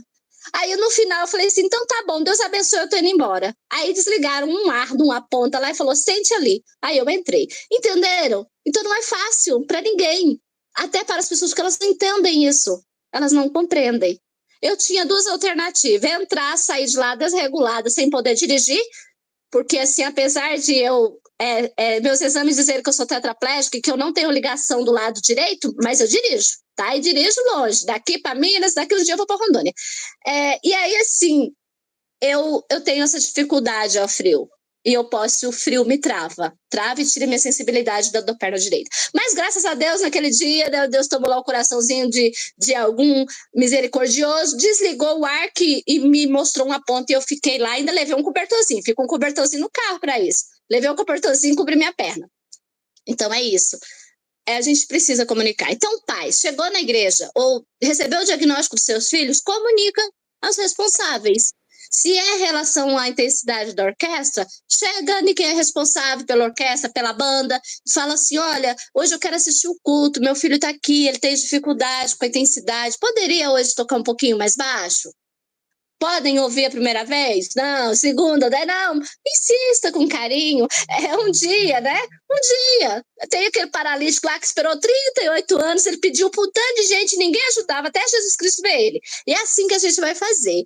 A gente vai pedir, pede para um, pede para outro. Se ninguém nos ouvir, um dia Jesus Cristo mobiliza o coração de um misericordioso. O que nós temos que entender? Que as pessoas não nos ouvem, não é porque elas são ignorantes, é porque elas não entendem, elas não compreendem.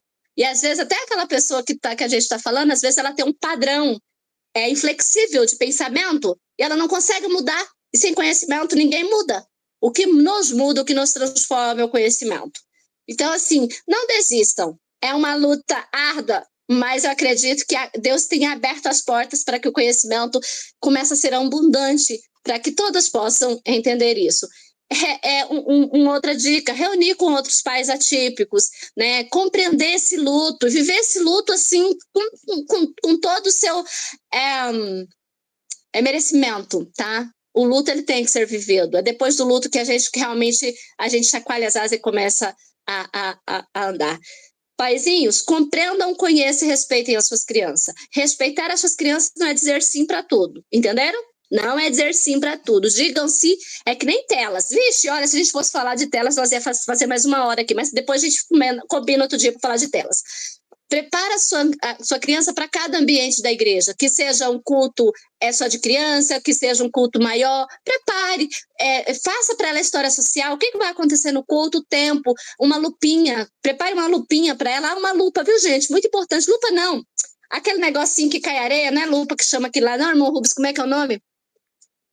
Eu esqueci. Ampulheta. Ampulheta. Ampulheta. A ampulheta, gente, ela ajuda a criança a controlar o tempo, tá bom? Outra coisa que vocês podem usar também com a criança é um próprio contador de tempo no próprio celular. Ensine ela. ensine ela, porque isso é previsibilidade, ela vai saber, ela consegue modular, e aí ela se prepara para aquele tempo, ela se prepara para aquele momento, trabalha as emoções dessa criança, as consequências de cada emoção, identifica as possíveis alterações sensoriais. Se você não tiver condição de procurar um terapeuta especialista, é fácil, é só você olhar para sua criança e começar a observar. Ela consegue sentir cheiro mais do que... eu não falei dos cheiros, né, gente? Quer ver que loucura quando eu chego na igreja e tem 10 irmãs do meu lado, cheias de perfume diferente. Meu Deus do céu, que tristeza. Aquele dia eu já sei que... Olha, só não vou embora porque eu já fui. Porque eu já estou lá dentro, porque é terrível. Mas converse com essa criança sua e comece a entender em relação ao cheiro, em relação à escuta, em relação ao olhar, em relação ao próprio ficar sentado, né? Se a criança ela gosta de ficar andando, procura um espaçozinho ali perto da porta que ela possa andar e você possa ficar vendo, né? Ela se movimentando. Como eu disse, tem crianças que até que elas aprendam a controle de comportamento, elas vão aprender se movimentando. Isso é importante a gente entender.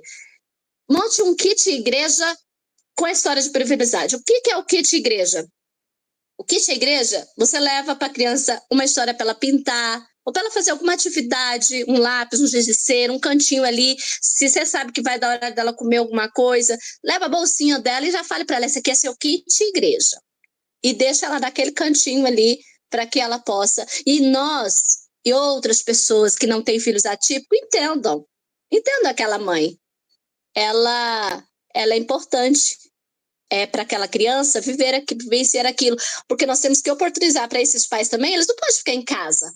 A igreja é espaço deles. Na verdade, a igreja é espaço nosso, de todos nós.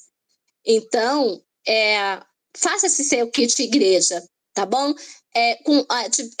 Tem alguns brinquedos sensoriais que ajudam, se a sua criança der conta de textura, eu não dou, mas algumas dão, aquilo acalma, e você vai descobrindo através de brinquedos sensoriais o que acalma, tá? O que acalma a sua criança ou não.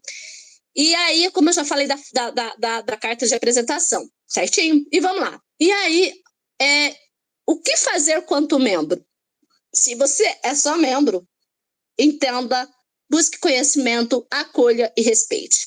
Se você tem um ministério que seja da palavra, do diaconise, né, acho que é da música, então veja bem, você, além de acolher e respeitar, você precisa estar atento ao microfone.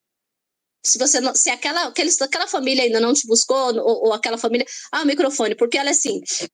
Eu fico impressionada, tá? Vou falar de mim, porque como eu tenho dificuldade com intensidade, para mim o microfone era para não precisar gritar no microfone. Não é isso? A senhora que ela fala assim, mas eu entendo, porque a minha filha fala que quando eu começo a falar no microfone, que eu começo numa intensidade, eu grito, gente, eu grito sem perceber. Eu até entendo mesmo, às vezes, pessoa no calor do momento, mas certo é que quando você tem um autista na igreja, é importante fazer esse controle, já que está o microfone, tentar fazer o controle da intensidade da voz, porque o microfone já está gerando a necessidade da igreja toda escutar, não precisa aumentar o volume no próprio microfone. Veja bem, mas eu não estou dando lei aqui, eu estou gerando sugestão de como a gente gerar um ambiente mais acolhedor para quem é autista, tá bom? Não é lei, quem sou eu para dar lei?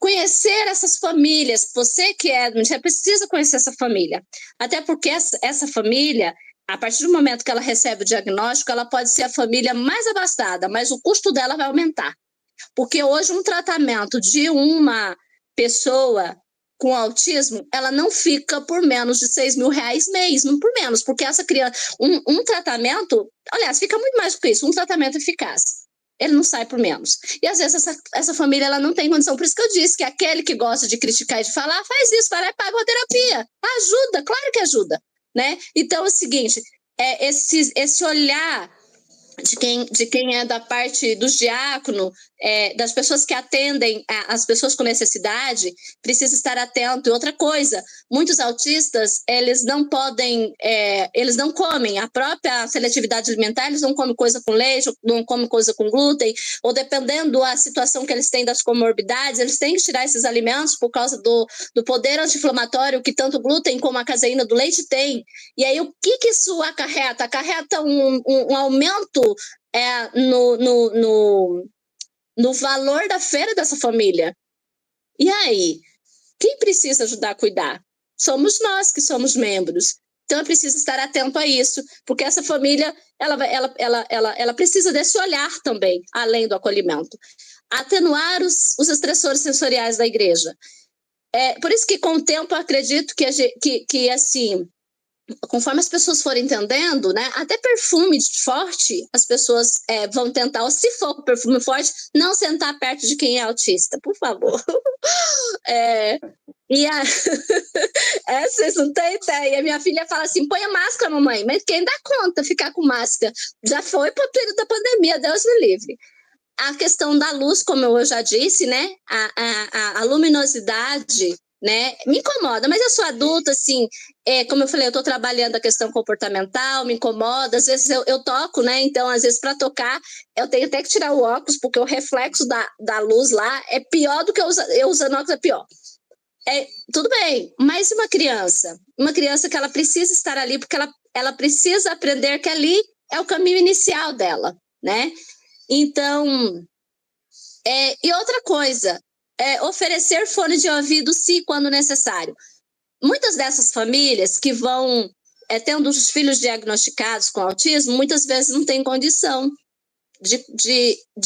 tem que optar ou pelo remédio lá que vai ajudar na questão dele, porque descobriu que ele também diagnosticou também TDAH e ele está precisando tomar uma medicação, tem que optar entre pelo remédio ou comprar um fone de ouvido, um abafador.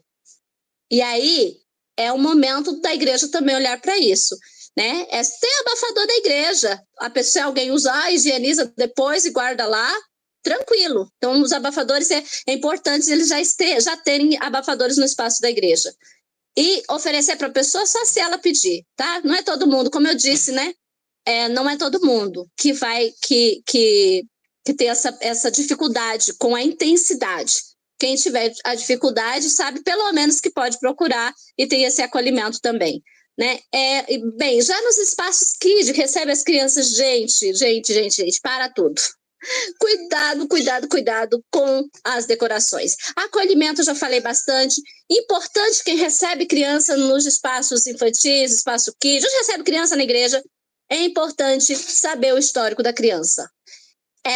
Como eu falei para você, eu sou educadora musical e uma das coisas que é minha prerrogativa é conhecer o histórico da criança, que ela vem já com um diagnóstico de transtorno de neurodesenvolvimento. Para mim serve, é importante eu saber até como foi a gestação dessa criança. Para mim tem relevância. Como essa mãe passou, como essa criança, porque tudo isso tem respaldo no comportamento dessa criança que eu estou recebendo. Então, saiba a história, converse um pouquinho com a mãe. Mas assim, as crianças que vêm, elas são rotatórias, elas não vêm todos os domingos. Mas se a mãe chegou na salinha, na porta, e falou assim, olha, minha criança é autista, então uma das responsáveis pare um pouquinho e fala, peraí, mãe, vem cá, me dá mais algumas informações. Nunca receba uma criança com transtorno de neurodesenvolvimento, principalmente autista, sem saber um pouquinho dela. Porque se ela entrar em crise lá, aí ela quebra a sala todinha e vai falar assim, essa criança é terrível. Não, ela não é terrível. Ela não tem culpa nenhuma. A gente que tinha que saber como agir antes dela quebrar a sala. Dica, então, converse com a mãe. E mãezinha e paizinho, por favor, não deixe de falar, não. Mesmo que seu filho não tenha um diagnóstico, mas tem uma dificuldade de comportamento, converse com as irmãs. Na hora que entregar a criança, converse. Elas, com todo carinho, elas vão pensar e elas vão ter uma direção, porque não adianta também elas agir no escuro, não, tá? Mas Deus ajuda, gente. Por favor, né? Nós estamos no século XXI, o Senhor abundou a ciência na Terra, a ciência perfeita de Deus. Essa ciência que Ele tem nos ensinado, deixou o conhecimento aí. E a gente ainda vai simplesmente ignorar que a gente tem que buscar e se conscientizar daquilo que nos rodeia, esperando que Deus abençoe tudo. Olha, não é que Ele não abençoe, Ele abençoa. Mas se a gente tem a oportunidade de... não é fazer o trabalho de Deus, não é isso. Eu espero que vocês me entendam. Mas a gente fazer a nossa parte.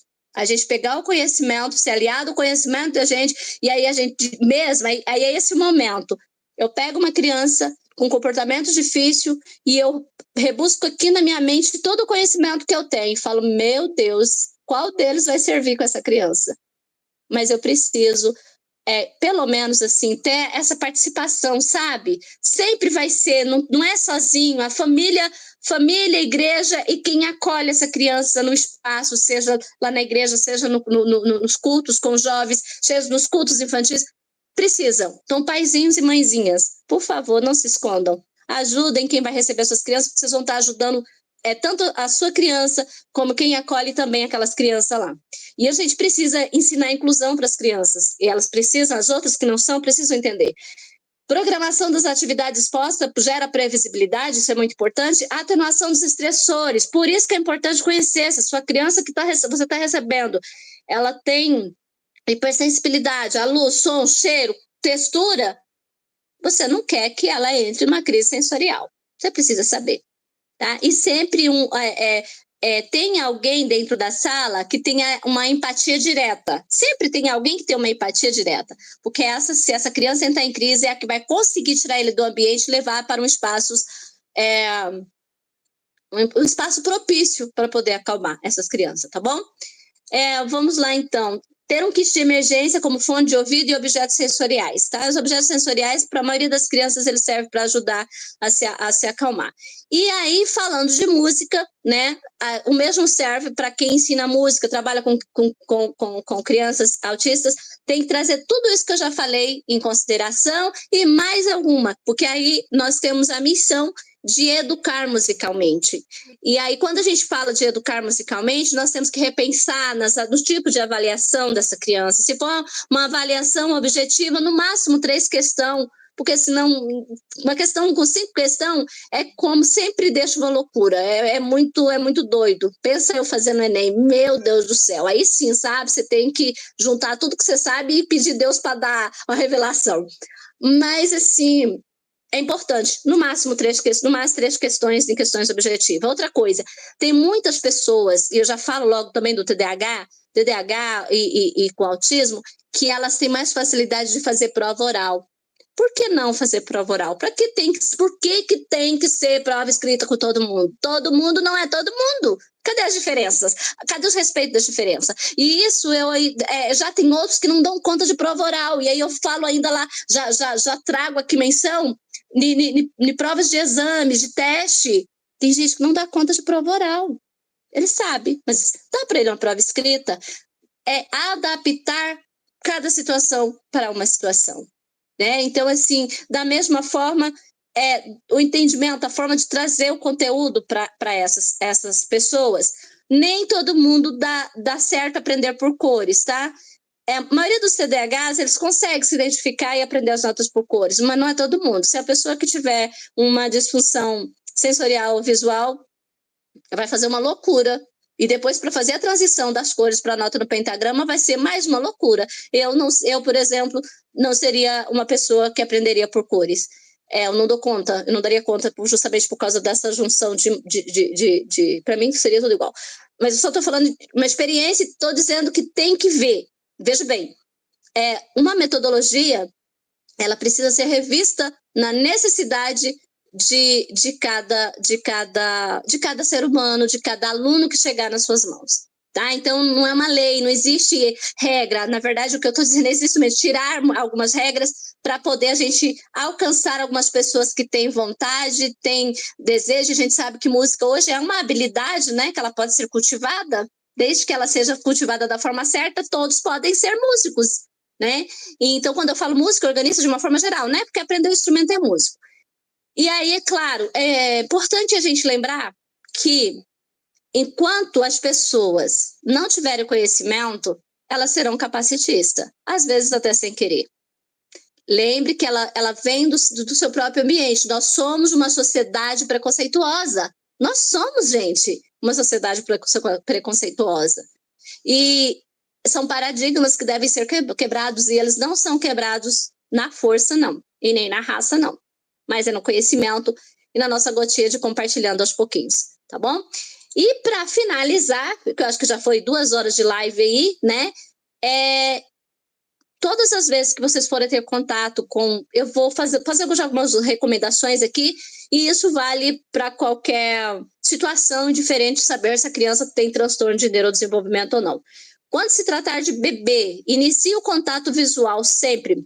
Fala suave, não faça movimento brusco e nunca pegue uma criança pelas costas. Vamos respeitar ele como ser humano, porque você nunca faria isso com um adulto.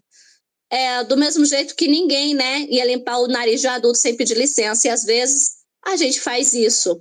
Mas, por favor, vamos aprendendo aos pouquinhos que não devemos fazer isso. É um bebê e devemos respeitá-lo. Crianças pré-escolares e escolares, procure sempre ficar no nível do olhar, conversar suavemente, explicar de forma clara, frases curtas, objetivas, porque as crianças todas são inteligentes, todas. Agora, cabe a nós que lidamos com elas descobrir como essa inteligência ou como esse conhecimento será aflorado. Tá? Então, todas são possíveis de aprendizado. E a gente só precisa descobrir o caminho. Adolescente, contato visual sempre. Deixa ele falar, ouça a opinião, principalmente adolescentes introspectivos. Evitem apelidos, principalmente pessoas autistas não gostam de apelidos. Por isso que eu prefiro que me chame de Nice do que errar meu nome, que é Lenilce, que eu acho tão... Eu nunca gostei dele, mas tudo bem, né? É o nome que eu carrego. E aí, relembrando, sempre adaptar as atividades, falar sempre, aproveitar o interesse restrito, o foco, o hiperfoco dessa pessoa, né, para você trabalhar com ela, cuidado com sentido figurado, piadas, sabe, coisa assim que para muitos é engraçado e para nós temos muitas dificuldades de compreender. Frases curtas e diretas, elas são as melhores, sejam sempre verdadeiros, tá? A mentira, ela, como a gente sabe, tem uma perna curta, e você quer, assim, ficar desacreditado com um autista, faça a mentirinha pequenininha. É para sempre. Não tem erro, não. É para sempre. É uma vez só. Eu costumo dizer assim, ó, mente para mim uma vez só, porque não terá outra oportunidade. E sempre que for dar exemplos concretos, sempre estimular o contato do olho, uma atenção ao contato visual. O contato visual, ele pode ser... a fuga do contato visual, ele pode ser uma disfunção sensorial, de discriminação sensorial. Se a pessoa que foge do olhar, ela tiver uma disfunção de discriminação visual, talvez ela nada que você faça, ela vai conseguir olhar, e importa conforto para ela. Para ela é muito, gera ela ficar olhando, o fato de ela olhar para o seu rosto, olhar para outro lugar, isso faz com que ela se desafogue um pouquinho e ela não gere uma hiperestimulação, ela ficar focada no seu rosto. Então, isso pode acontecer. Então, assim, estimule. Se não for sensorial, aos pouquinhos a pessoa vai aprender a olhar para você. Se for, ela sempre vai fugir, tá bom?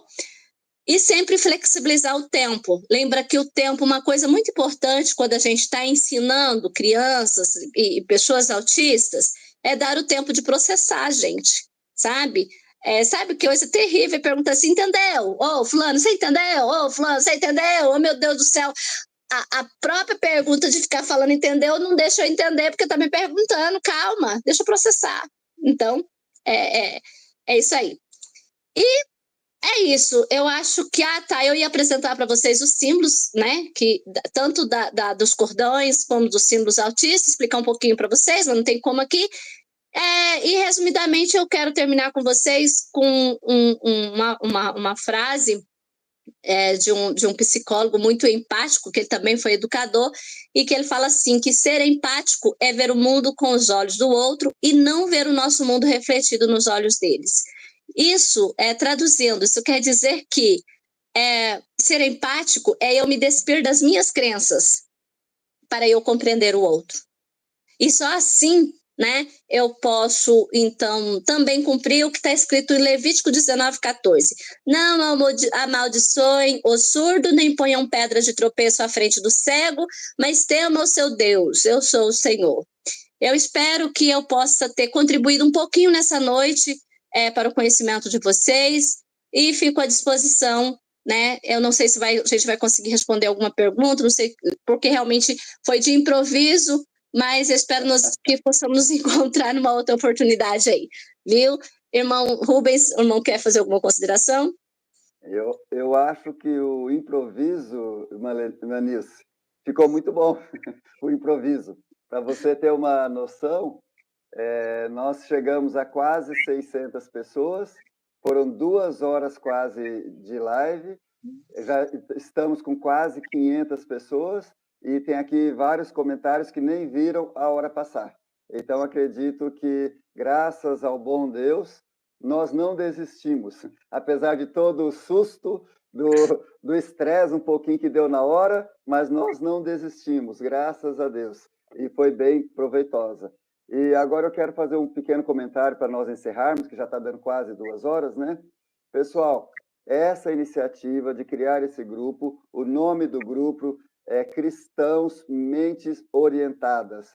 Qual que é a intenção de juntar vários profissionais que trabalham com a saúde mental, com a saúde emocional, passar o conhecimento, passar as nossas experiências, desta maneira que vocês estão vendo, de forma gratuita, de forma alegre, de forma leve, para realmente, aí vocês, dentro da cidade de vocês, onde vocês estão acompanhando, vocês possam compartilhar, vocês possam conversar com os profissionais da sua cidade, que nós sabemos que tem psicólogos, terapeutas, psicopedagogos, espalhados pelo todo esse país nosso e fora também. Só que eles precisam ter atenção, eles precisam ser chamados para ajudar nas suas comunidades, eles precisam ser vistos e ouvidos, porque muitas vezes não deveria, mas às vezes existe um desencontro entre um lado e o outro, quando na verdade todos nós queremos a mesma coisa, queremos o bem, queremos fazer a obra de Jesus Cristo, fazer a caridade, mas usando o nosso conhecimento. Eu acredito que, se Deus nos deu, é para compartilhar. A ideia inicial era fazer a live no grupo, no canal Cristãos Mentes Orientadas. Tivemos um probleminha, por isso que acabou fazendo aqui no meu canal. Quem gosta do tema depressão, ansiedade, transtorno e vários outros sofrimentos emocionais, depois assiste aqui. E, para encerrar, eu quero comentar o seguinte. As igrejas, todas as igrejas, não estou falando aqui placa de igreja, tem que seguir as leis na hora que vai fazer uma construção, as leis quanto à estrutura, ou seja, tem que fazer rampa de acesso, tem que fazer a sinalização, tem que fazer a adaptação dos banheiros, ou seja, existe toda uma lei de inclusão. Só que precisamos também ter uma inclusão verdadeira, que é o comportamento. Não adianta fazer uma rampa e não orientar o porteiro desta igreja. Não adianta colocar placas e aquele que está dirigindo aquele culto naquele momento não sabe o que é um autismo, não sabe o que é um TOD, não sabe o que é um cordãozinho de identificação. Então, esta live, esta aula que a irmã Nilce passou, é para todos aproveitarem, para ter o conhecimento. Hoje foi sobre o autismo. Haverá sobre déficit de atenção, sobre transtorno bipolar, sobre esquizofrenia, sobre autismo em adultos. Ou seja, temos assuntos que importam, que interessam a todos, para o ano todo. Porque nós entendemos que, ali em 5 Tessalonicenses, verso 23, quando fala assim, mantenham-se irrepreensíveis para a volta de Cristo, em alma, corpo e espírito, diz que nós temos de tudo. Não é substituir o espiritual, mas aquela pessoa que tem uma saúde física, uma saúde mental, um conhecimento da vida, de família, de vários assuntos, ele ou ela também poderá ter uma atuação muito melhor dentro do presbitério, dentro do corpo ministerial, onde ela está servindo a Deus. É esta a ideia desse nosso encontro. Então, depois, Manice, eu vou deixar aqui, dentro do meu canal, o link para que as pessoas que queiram entrar no nosso grupo lá do Mentes Orientadas, para que possam entrar ali dentro e ficar sabendo das próximas lives, dos próximos encontros, das palestras, onde a irmã também estiver falando sobre esse tema. Então, vamos disponibilizar aqui o link do grupo Cristãos Mentes Orientadas. E nós precisamos sim do conhecimento, porque infelizmente aqui houve vários depoimentos enquanto nós estávamos conversando, né? Que por falta de conhecimento, às vezes houve até algum atrito, algum desencontro em alguma comunidade religiosa. Para que isso não se repita, é que a irmã Nícia está aqui explicando. Não é birra, não é falta do pai ou da mãe educar o filho, tem uma explicação, tem uma causa, tem um motivo. E como a irmã mesmo disse, o autismo não tem uma cara. Quando é uma deficiência visível, por exemplo, deficiência visual, deficiência física, todo mundo tem pena, sabe, acolhe, mas depressão, ansiedade, autismo, transtorno bipolar, transtorno narcisista, não tem cara, é invisível. Então precisa do conhecimento para ter o respeito, para ter o acolhimento. Irmã, eu estou muito contente por essa preparação. A irmã pode fazer as suas considerações finais. E eu já estou muito contente. Que Deus abençoe a todos, beijo no coração de todos. E a irmã Nícia faz o fechamento, irmã. Então, é isso, né, gente? Estou feliz com essa noite, com essa estou feliz com essa oportunidade que Deus nos oportunizou, Bem, de vez em quando essas coisas acontecem. E assim, eu espero que possamos ter outra oportunidade, né? Assim, apesar de... não é o objetivo dessa live falar do meu trabalho, mas é disso que hoje realmente assim, se resume. Eu sou educadora musical e a gente aí trabalha com tanto palestra e curso voltado para esse sentido aí. Mas, assim, nesse grupo, né, Deus nos permitiu nos unir para que, assim, voluntariamente a gente estivesse dispondo desse tempo para a gente fazer algo em retorno para a obra de Deus, né? E a obra de Deus nós consideramos como cada ser vivente que ele fez, né, a obra dele. Então, a gente espera que essas informações possam chegar para cada obra dele, né? Então, assim, a gente ainda não sabe se essa live vai ser disponibilizada, eu lamento muito, mas assim, e depois assim, a equipe, nós vamos reunir a equipe, e veremos se será disponibilizada a gravação desta live, mas eu já aguardo vocês. Irmão Rubens, eu não consegui colocar no grupo, quem puder, o pessoal que está no grupo aí que conseguir colocar no chat o link do grupo Mentes Orientada, o irmão pode deixar, o irmão falou que já ia deixar aí, né, na sua descrição, mas se conseguir colocar, no meu @ lá no Instagram, vocês podem me procurar lá também, tá bom? E aí, na medida do possível, eu vou responder a cada um de vocês, e eu espero que nós possamos ter esse encontro, seja online, presencial, algumas pessoas assim, Brasil afora aí a gente já conhece, e apesar de, como eu falei, eu ter dificuldade de interação social, mas é uma coisa que está em trabalho. Quem sabe, quando vocês me conhecerem, eu já tenha avançado mais uma etapa, porque, na verdade, são esses momentos, esses movimentos que me fazem interagir com as pessoas, sabe? Mas, assim, aos pouquinhos, a gente aprende aos pouquinhos, porque eu levei 46 anos para entender todas as minhas dificuldades, tá bom? E eu espero que cada paizinho, principalmente aos pais e as mães das crianças autistas, tá? Todo o meu carinho, todo o meu respeito por vocês. Sabemos os desafios não são grandes, mas eles são transponíveis, tá bom? Com conhecimento, com persistência. Acredite em vossos filhos, mas os compreendam. Aprendam a entender os comportamentos de cada um deles, nas suas especificidades, né? E busquem ajuda, não se calem.